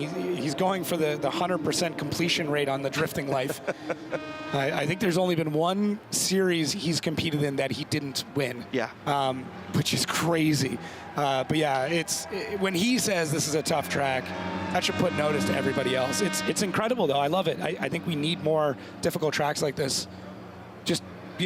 Let's make it tougher on them. Yeah, well, exactly that. And I said this in the pre-show with you and Becky earlier on. I love new tracks. I love a track where we go there and no one has data. Because we go to a track where everyone has data, Mondello Park, Riga, the Iron City, Ferropolis, for instance. All these drivers kind of have it figured out. They know the gear ratio, they know the tyre pressures, they know what they're going to do with the suspension, they know exactly where the good parts of the circuit are for grip, they know exactly how to drive on the track to gain the most advantage. We bring them to a new circuit with a different layout that they've never seen before, and we test them, and we test their team. That was when we really bring the best out in some of these drivers, and we see the most incredible battles. Yeah, it's... You need to have something special, and it unlocks things. And sometimes it's tracks we've been to before, and you have to dig for something new, right? Yeah. I look at something like an Ireland or a Germany. We've been there a bunch. but every year it gets a little bit better, and then we throw something completely new in the mix, and now it's like, okay, well, we got to try something different. The amount of gearing changes that we saw, drivers swapping around different tires, going with different widths to try and get the last little bit out of it, it's wild what they've had to do to adapt. It certainly has been wild what they've had to do to adapt. And you know, I remember last year in Riga, James Deane saying, I've never drove around this track as fast as I have this weekend. I mean, what happens this year when we go back to Latvia and these guys have changed their setups once again and they've got their car dialed up to 110%? Obviously, we see Conor Shanahan there making his way past his paddock and back out, and we can see the rest of the Shanahan team and everything else. Yeah, everybody waiting on bated breath for Mr. Conor to head back out there and do battle one more time. So it's exhausting too, especially when you have to do these back-to-back one more times, because you don't have a chance to take a break. No, you might get a sip of water in or something, a slug of Red Bull, but that's about it. That's all you're gonna get, and then you're back out there. Teams get these tires changed so fast, and it's like, okay, get at it. It's back at it again, but it's fresh in your mind as well, and that's what I like about these really quick back-to-back one more times is the last battle was still fresh in your mind, and they would have been on the radio to the spotters going through every single step, every single second of those last two runs, saying that this is where you made a mistake, this is where you need to improve. Did they change anything on the car as well? You know, a few clicks on the shocks, a few less PSI in the tyres to gain maybe a slight advantage. Yeah, that's about all you're going to be able to do in that short of time is you know, change the dampening a little bit, potentially change the tire pressure just a little bit. Usually they'll preload the PSI before they even throw the wheels back on, but you never know. You might be like, okay, let's just go for, you know, these drivers will be able to feel the difference over a couple of PSI. 2, 3, it's a difference, especially when they're getting down to how low some of these drivers end up running these. Exactly that. And there we go, both guys down there in the tyre warming area getting their cars ready to rock and roll. As you can see them scrubbing those front tyres, that critical part of their sequence, and Peter's ready to go. Shanahan now pulls back onto the circuit, back towards the start line. And one last check on the radio to the spotter before this battle has to get underway. Yeah, I'm actually shocked. Usually Jack will jump on the radio before Conor goes out and give him some words of probably very aggressive encouragement. It's cool. I think, what was it, in Germany last year, they linked their radios together and they were talking to each other during the battle. During the battle. Yeah, it's crazy. It's wild. Yeah, they're crazy. It's a different breed. Well, here we go, a one more time battle between two heavy hitters at Drift Masters. It will be Conor Shanahan to take on Peter Vincc. Vincc once again asked to lead first. Conor Shanahan, the higher qualifier, opting to chase. You can see him there staged back at a bit of an angle, trying to get the best line, the best run into that first corner. The lights get sequenced and they go green. Vincc to lead out. Conor Shanahan for the one more time battle. The last spot in the final awaits as they fire in to outside zone 1. Shanahan into the pocket, onto the rear wheel. Keeps his distance this time, keeps it clean as they both wobble coming through inner 2. Fire down to outside zone 4, and Shanahan matches and mirrors the angle, goes for a little cheeky dive onto the door of Vincc as Vincc now opens up the throttle. Big transition coming through as he dashed the foot brake into outside zone 8, and it's clean for Vincc out front. Can Shanahan make a move right now in outside zone 9? And he will, but right across the line. It's just a game of chicken, and there's a little bit of concern on Jack's face there, seeing that run. Piotr locked back in. It's man. We're dealing with millimeters all the way through these battles. Conor once again completely on the tail of Piotr. It's amazing how he's able to just hold on to it like that, because there's so much trust you've got to have in a lead driver when you decide to be that close on initiation. Piotr correcting that inside zone. He's got that figured out. So a spot that he knew he had to clean it up before, he did that. And as they transition into 4 here, oh, it's interesting when he's changing the shifting. Yeah, I've heard a couple of drivers changing it as they're coming out of the keyhole, but Piotr opting to do it as he's entering into it on that handbrake section. And there we go, both of them side by side coming through 5, back on the throttle and shooting out towards 6. And Conor's with them the whole way. The only spot that a gap opens up is as they transition at the end of 8. Look at both these cars. They're absolutely beautiful in the way that they move coming through. Well, Peter doesn't really slow down there either. In the entry or through outside zone 8, he kind of gets the job done. Look at this. He jumps onto the foot brake super early. Once the transition's settled on the foot brake, slows the car down a little bit, dials it on angle, just ever so slightly lets that wheel slow down. Yeah. Then jumps back into it. Oh, what do we got going on here? Is he pointing towards temps? Yeah, maybe. It looks like Peter's yeah, so the car getting warm apparently, and Peter says to Marcin on the start line, no, I'm good to go. I'm going to send it on, and we're going to see how it plays out. As Shanahan now sits in that lead position. Peter starts to creep off the line. It's green, it's ready to go as they fight through the gears. Nice initiation from Shanahan, but look at this. Vinc straight into it, straight onto the pocket, straight up onto the side. Oh, nosing him around outside zone 1. A little wobble from Vinc through inner zone 2. Now keeps his distance, keeps it cool, doesn't dial too much on, goes on the inside once again, almost makes contact with the front wheel. Vinc straightens out the angle, now starts to make a dive as Conor Shanahan fires to outside zone 8. What can Vinc do as he gets onto the rear wheel? He loses some ground, shallows up the angle again. Early transition as Vinc finds the side of that 86. Yeah, really, really interesting one there. Obviously, in your head, you got to think, okay, what's going on with Piotr's car? Is there anything, you know, is it over temp? Is his ECU going to back off some timing or something to try and save the engine? I'm sure Piotr's got an override that just says, you know, let's just go. Don't worry about it. So Conor back on throttle. Piotr, he's right in there making those small adjustments. Conor makes a small adjustment. They make a little bit of contact. Yeah, there's contact. That's why Peter wobbled. Yeah, definitely. We'll be able to see here with the in-car. Just look, you can see how close it is. It's like he could reach out and adjust his taillight bulb, and oh, his mother. I don't know how that lady is able to watch all these battles with her kids. Just gladiators going at it. And then as we come through here, Conor takes a bit of a different line than Piotr does. He goes a little bit wider in the beginning and then tucks it in for that inside zone. And then they get back on throttle one more time through this powered section. You've really got to find every last little bit of grip to be able to shoot the car out. Coming through 6 and through 7, both of them just, it's a beautiful dance. And then as they fire out through 8, you can see Piotr had to come off throttle, catching a bit of that anti-lag popping off. And now he tucks back into the pocket right before the line. Good luck, judges. That's all I got to say. Have fun, boys.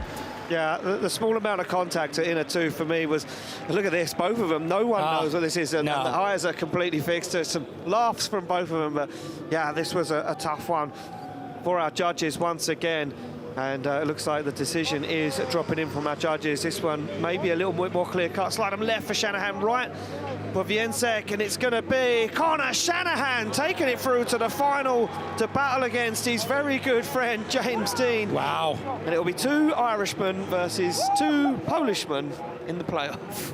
Oh, right. Yeah, I forgot we still have a third place battle. Yeah, a third place playoff, yeah. Holy. What a battle. What a battle. Oh, man, that's such a tough call. But I see where the judges are coming from on that, and that means we get an all-Irish on the first 2 steps, and we'll see which Polish driver is going to be sitting on the third. Yeah, it will be a Polishman on the first step of the podium, and as you say, Jacob, 2 Irishmen on the first and second step. You see James Deane out of his Ford, a Mustang RTR Spec 5DM. Out there having a chat with the Shanahan family, having a bit of a laugh, some banter between those guys. Oh yeah, as there would be. And Piotr now coming back to the pits, got to throw on a new set of tires before he takes on Paul Korpulinski. Yeah, well, that will be the next battle we see as well. So a round of applause there to the Shanahan family from Peter. He'll go straight back into the paddock, fresh pair of tires, a quick check over, more fuel, back out onto the line to battle Pavel Korpulinski. Yep, it's all in a day's work for him. It certainly He's is. even locked in, just backing the car up. He's in the zone. There's no driving he does that he's not completely committed to. No, not even driving the rental car from the airport to the track. Oh, yeah, Piotr and rental cars. Locked in. Locked in. It's the best way to put it. Yeah. Locked in. It's the only way. Fans here have been fantastic. Had a lot of great conversations, a lot of education. It's been great to interact with everybody, and hopefully we see them all down for the podium a little bit later on once we get there. They got an amazing podium spot here for it. They certainly have, yeah, on the bridge. Super cool. On a bridge, yeah. And we believe we have even got a cool-down room this year as well, Drift Masters, so we're going to get some of that, that Formula One style cool-down room chat. I hope so. The guys. It'd be funny if we don't tell them who wins and then put them in there and then make them sit and wait. Yeah, I think that's that's the plan. That'd be cool. Yeah, I'd be all right with that. Yeah, we kind of really want to get that raw, straight up from the car, straight into the cool-down room. Yeah. Let's do it. Yeah. Yeah. I like it's all about the stories this year. Of course. That was our big meeting. It's all about the stories, building some heroes. It's been a great time. I mean, this weekend has certainly built some heroes, that's for sure, and we've seen plenty of them.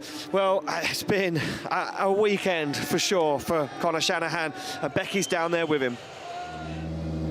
Connor, you were looking for a good weekend, and so far, so good. You find yourself with a spot in the final. Congratulations, that was hard fought. Yeah, I'll take it. What a hard day. We've had to weld something on the turbo side in between every battle, so on the second lap on the lead run, I'm struggling to make boost, and I'm trying everything to drive as flat out as I can. So hard battle with Peter. This track really comes down to like small mistakes, and you know, honestly, I'm not really happy with my driving all day, but it's obviously just enough. I think everybody's kind of in the same boat. It's a track what's hard to get the max out of, so yeah, I'll take it. Final with James, and yeah, we all know how good he is, so I'm just going to have to push. Yeah, try drive in the doors at RTR will be the plan, and hopefully we can take first place. Brilliant, and good luck in the final.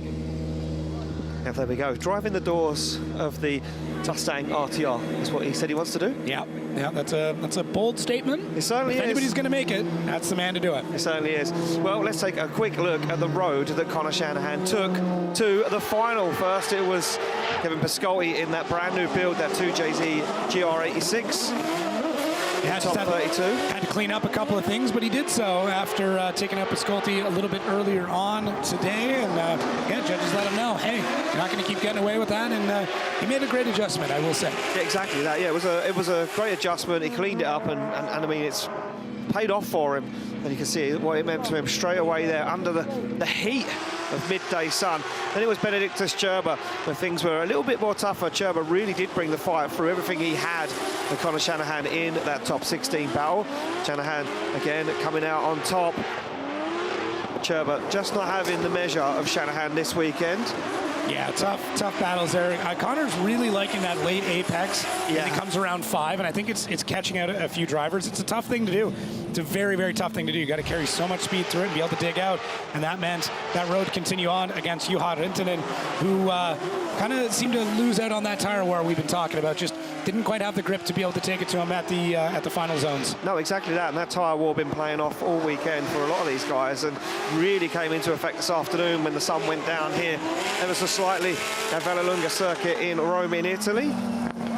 And then it was the final battle, and you can see again the emotions from Connor Shanahan are absolutely electric. But it was a one more time battle between him and Polishman Peter Vincek. And in the end, Shanahan got the job done, got the win, and advanced into the final. Take on a fellow Irishman. Tough battle. I mean, the upside is that Connor now has more laps on this track than anybody else does.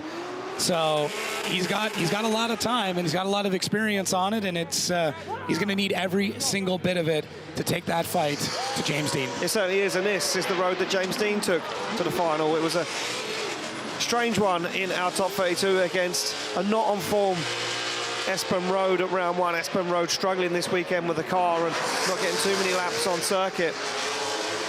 Tried to drive up onto the door of James Deane, but just wasn't to be, as James Deane looked absolutely on form out front.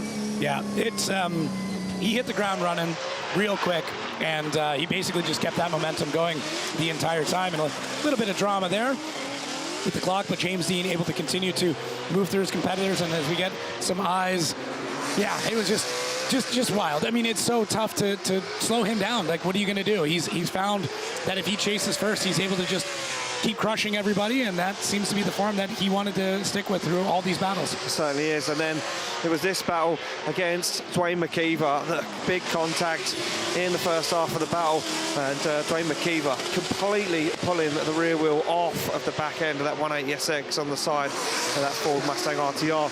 And luckily for both of them, it didn't damage or put both of them off the circuit. Boom, big accident. But Deane came out victorious once again. Yeah, it just shows how stout that car is built, that he's able to take a lick like that and keep on ticking, and the grimace on his face tells the whole story. It tells you the whole story. Yeah. That took it then to him, the James Deane against Korpulinski. A tough battle, but once again, the strategy of wanting to chase first played out in spades for him, as he was able to just completely pull a gap on Powell, who will then be battling for third as James moves on into the finals against Connor Shanahan. Yeah, it certainly was. Well, this is it, ladies and gentlemen. It all comes down to this. Spots on the podium await. It's time for the playoff. Well, here we go. The third step on the podium awaits one of these Polish drivers. But who will it be? Will it be the man that nearly won the championship last season, or will it be the man that's always been the bridesmaid and never the bride? Paweł Korpulinski sits in chase position. Peter Vinc sits on the line in lead position, eyes focused on the prize, staring down the barrel of the start line. Vinc ready for business, but look how far back Paweł Korpulinski has staged himself, always smiling though, a little wave to the camera, and he will love this, he'll relish in this, battling his Polishman for a spot on the podium. Light goes green, and away we go for the third step on the podium. Battle is underway. Through the gears comes Vinc, comes Korpulinski as they fire into that first outside zone. Korpulinski needs to keep it clean, he needs to show some aggression. It's what the judges are looking for from Korpulinski as they fire through outside zone 3, down the hill into 4. A little check-up from both guys as Vinc gets on the throttle nice and early, now starts to power away as Korpulinski finds himself back into the fight. Very dangerous on the back bumper of the A90 Super as he fires through the smoke. What can he do? At 9, he can't get himself into the mix. Piotr's in such a good rhythm all the way through the lead. It's incredible. It feels like music out there, the way he's able to get the car around. It's such a great pattern that he's got. The timing is fantastic, and man, it really is. Like, when it comes to the lead side of things, I don't think there's been a better driver this weekend than Piotr. No. Yeah, it's been incredible to watch. So it's the same movements every time, although I will say that initiation was maybe a little slower than what we saw previously. He was pretty snappy through a lot of his earlier battles. We're looking at him push out between 2 and 3. It's a good transition, lets that car float out, left foot brake one more time before he comes around 4 and 5. We'll see how they stack up. Paweł Korpulinski, he does a great job in the chase, but maybe not as close as what he wants on it. Now, when they swap it around, is he going to have that little bit more tire that he wants to? We'll have to see, but for right now, Piotr in the lead is just absolutely crushing, and for his fellow Polishman, he's just going to be sitting back and more or less watching the former champion just crush through the rest of this course. Yeah, strange. You can see there Korpulinski just shallowing up quite a lot in outside zone 7 and trying to make a dive down to 8. You can see him there on the foot brake, shallows up the angle, really tries to drive up into the door of Vinc's Toyota Supra. I wonder if it's getting hot again. Yeah, He's back I can off just the line. see Vinc being called to the line by our start line marshal Marcin, sorry. They'll run the clock. So they've got 2 minutes from the time. Yeah, we're hearing over our headset now the car getting hot again.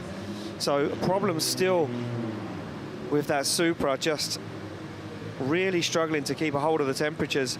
Vinc pulls up to the line, gets a quick check, and Marcin gives him the thumbs up. Looks like he is ready for battle as Paweł Korpulinski sits on the line to lead them out a little bit further back than he normally is, maybe trying to get even more run in to that first outside zone. And there we go, light goes green, Korpulinski to lead out Vinc for a spot on the first step on the podium. Big flick across the track. Look at that from Vinc, right onto the door. Dangerous move from Vinc. He's absolutely buried to the side of his fellow Polishman. Brave transition, a wobble from Vinc. He's almost on the inside. He gets back on the throttle nice and early. Vinc taking cones down left, right and centre. A massive wobble once again for Korpulinski. Wow, through the smoke comes Vinc as they fire into the final outside zone. A dive from Vinc, but he's on the inside and he loses it at the last turn. Just one mistake. That's it. That's the only mistake that he made in the chase there. And he adapted so well to the corrections that we saw from Paweł Korpulinski, who is, once again, he is on fire throughout this whole thing. How Piotr is able to manage the tires throughout these runs is a complete mystery to me. We've talked about how incredibly well set up this car is, and it just continues to prove that. But look at this. Look at He's literally painting the side of it all the way through. Catches that cone, takes it for a ride. I don't know how you do this. Paweł's mistakes. There were mistakes in the chase. Yeah, I mean, he caught up a little bit on the inside there, but he's definitely got the proximity game down, that's for sure. 100%, and you can't disagree with what you're saying there, Jacob. But for me, I think coming that close up on the inside on 2 and 5. Interesting, okay. And then losing so much ground on outside zone 9, that's going to be an interesting one to see how this plays out. Korpulinski does a very good job out front, up into the curb, does come out of outside zone 8 a little early, You can see there, right on the white line, right at the end of it. But watch this from Vinc. Fires the car very early on transition, then finds himself way on the inside, no proximity. All right, I'll take that. I will say that Pavel had a pretty big correction coming out of 4, but it doesn't matter what we think. No, the judges down to the judges. Who's it going to be? Slide him left for Korpulinski. It's going to be Peter Vinc to get the win. The 3rd step on the podium for Vinc. And what a way to kick off the championship hunt in 2026. But to take 3rd step, a spot on the podium, he'll be absolutely over the moon with that. Yeah. Back in the race. He certainly is back in the race. A little redemption for 2025. Becky's down there with the Polishman. He must be very, very happy. Peter, congratulations on 3rd spot here at round 1 of the Drift Masters 2026 season. A much better start than in 2025. Tell us what's going through your mind right now. Yeah, I'm delighted, to be honest. This whole event was really tough for me, and that for my team, they have really a lot of work. I was making some stupid mistakes that I will really need to analyze and make sure that they won't happen again. But overall, I'm super happy that in Italy I can be on a podium on the 1st round. What a great start. Cannot wait for the next one. And yeah, once again, thank you very much to everybody who supports me, to everybody who gathered here. Dziękuję bardzo wszystkim Polakom. And yeah, cannot wait for the next one. Thank you very much. Peter, that chase was absolutely incredible. Is that all you've got, or is there a little bit more in the tank? I would definitely love to do it a bit better, especially in the last corner. But yeah, oh my God, I'm so happy. For now, let's leave the mistakes apart and just enjoy the moment. Absolutely enjoy. Congratulations on 3rd place. There we go. 3rd place on the podium for the Polishman is absolutely over the moon. And I mean, look, the final was probably the last time that he really sat in this car in competition, and he's probably feeling a little bit, you know, it all came to an end, not how he wanted it to in Poland, but now he still looks like he's on top of the world, Jacob. Yeah, it's a new season. You got to forget everything that happened in the past, and it is now a new season, and he's starting off this new season, and he'll be 3rd in points, and that's such a massive advantage. I mean, it's you can think about what if from last year. You can go through all these different scenarios of if it never happened, if the crash never happened. But either way, right now, right here today, he will be 3rd in points leading into our next event. Yeah, and it's such a good way to kick off the championship, and such a good way to kick off the hunt for yet another championship here at Drift Masters. You know, I mean, this time last year in Spain, he was going home on the trailer after the qualifying showdown. Yeah, and now he gets to celebrate on the podium. So it's a completely new year, but it's going to be a crazy podium one way or another. We're talking about 3 former champions all together here right now to open up the season. This is going to be an incredible, incredible year, and it's anyone's game. Well, there we go. Peter pulls off the track, and we kick it down to this. This is it. This is how we got to the final. It was a tough battle all the way for both of these drivers, but they made it all the way to the final spot. Conor Shanahan will face off against his very good friend, James Deane. And the defending champion has a former champion hunting him down. This is going to be a battle for the ages. Right here, as the sun sets in Vallelunga in Italy at round 1, this is going to be one that we are going to remember for a very, very long time. Both guys down there warming the tyres. That strategic moment that they have with the car gets them ready as Conor Shanahan pulls off down towards the start line. One last word with the spotter. Yeah, and here we go. This is it. And this certainly is it. Ladies and gentlemen, it's time for the final.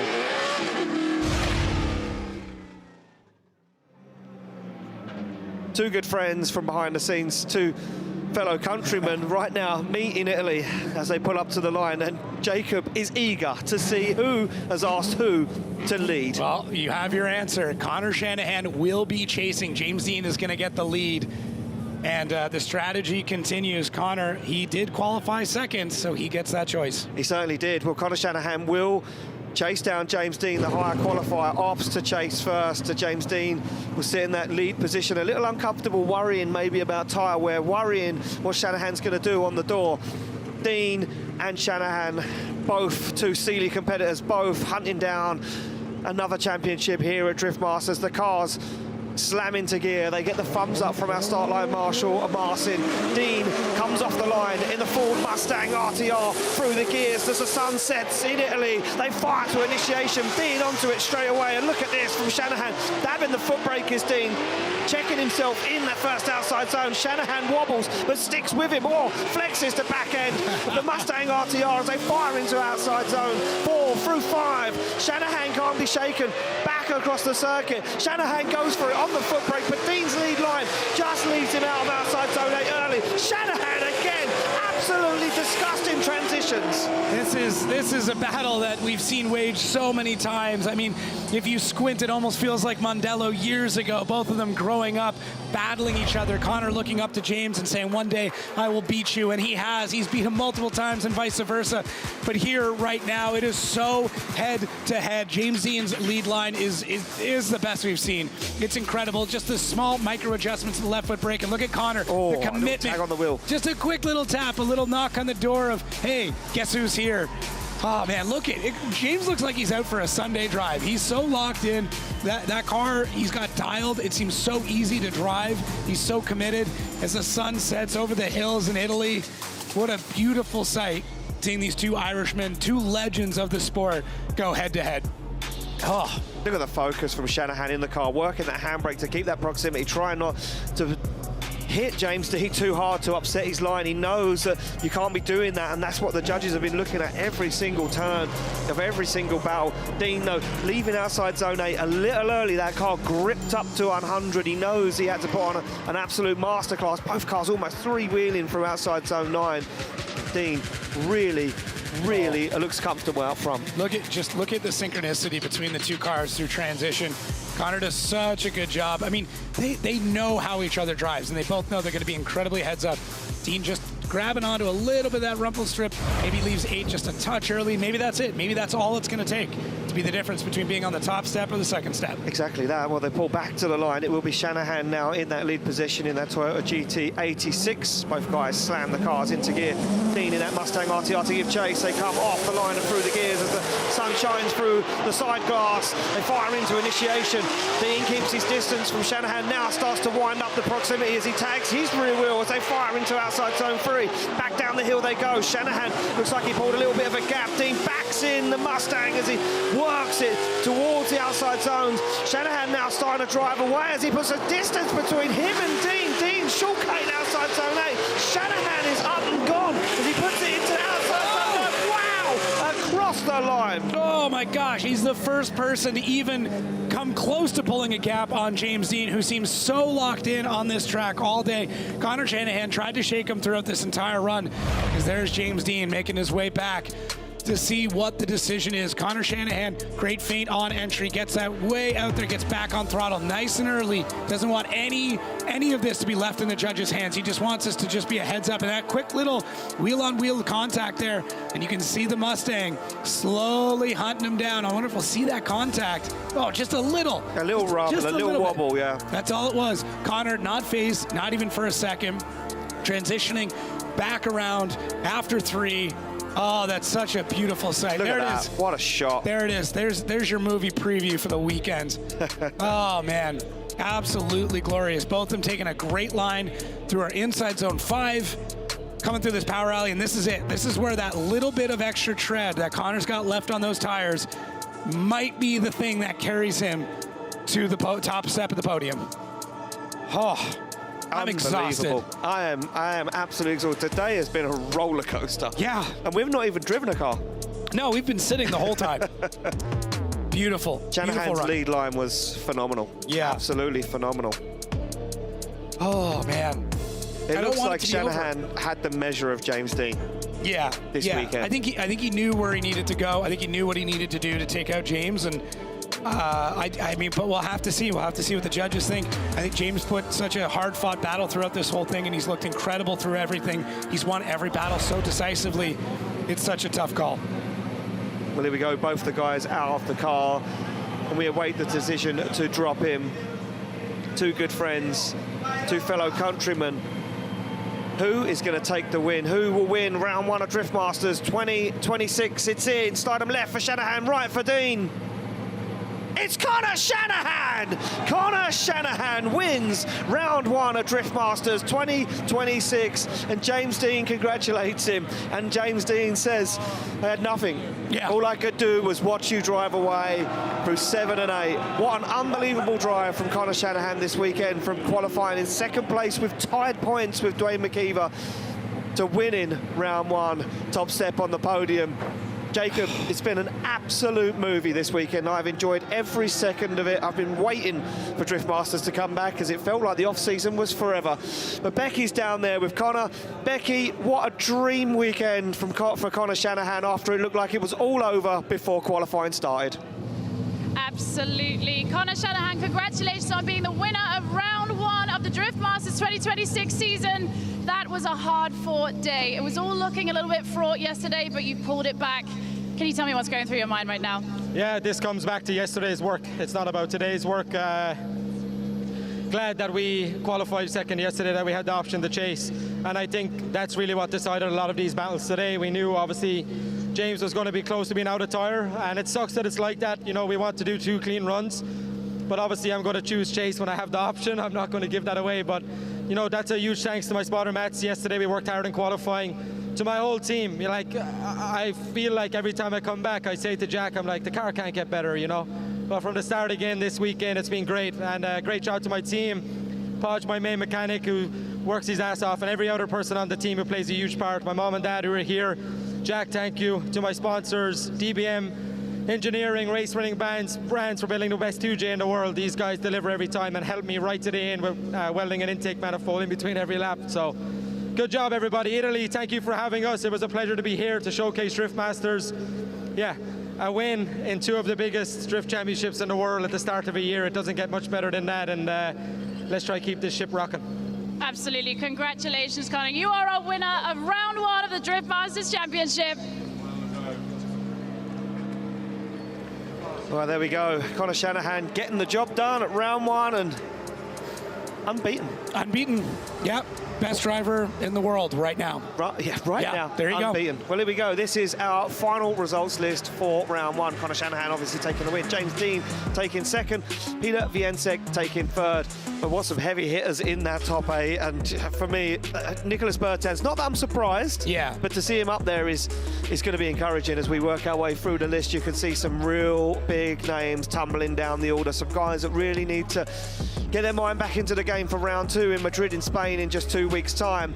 As we see the rest of the drivers, Connor Falvey way down there in the order. Harry Kerr, the new driver for 2026, having issues with that car, trying to work around it, trying to get his head into drifting in Europe for 2026. And as we see our last place finisher, Timo Sundmer, and again another driver brand new to the championship for 2026. And some shots here from the final run of the final battle. Jacob, any final words? Every time we get to come to these events, I'm reminded one more time why I love drifting so much. It's the fans, the drivers, the views like this, and incredible time. And this is how the points stand with qualifying added in. Yeah, with qualifying added in, Connor Shanahan will take the most amount of points, 107.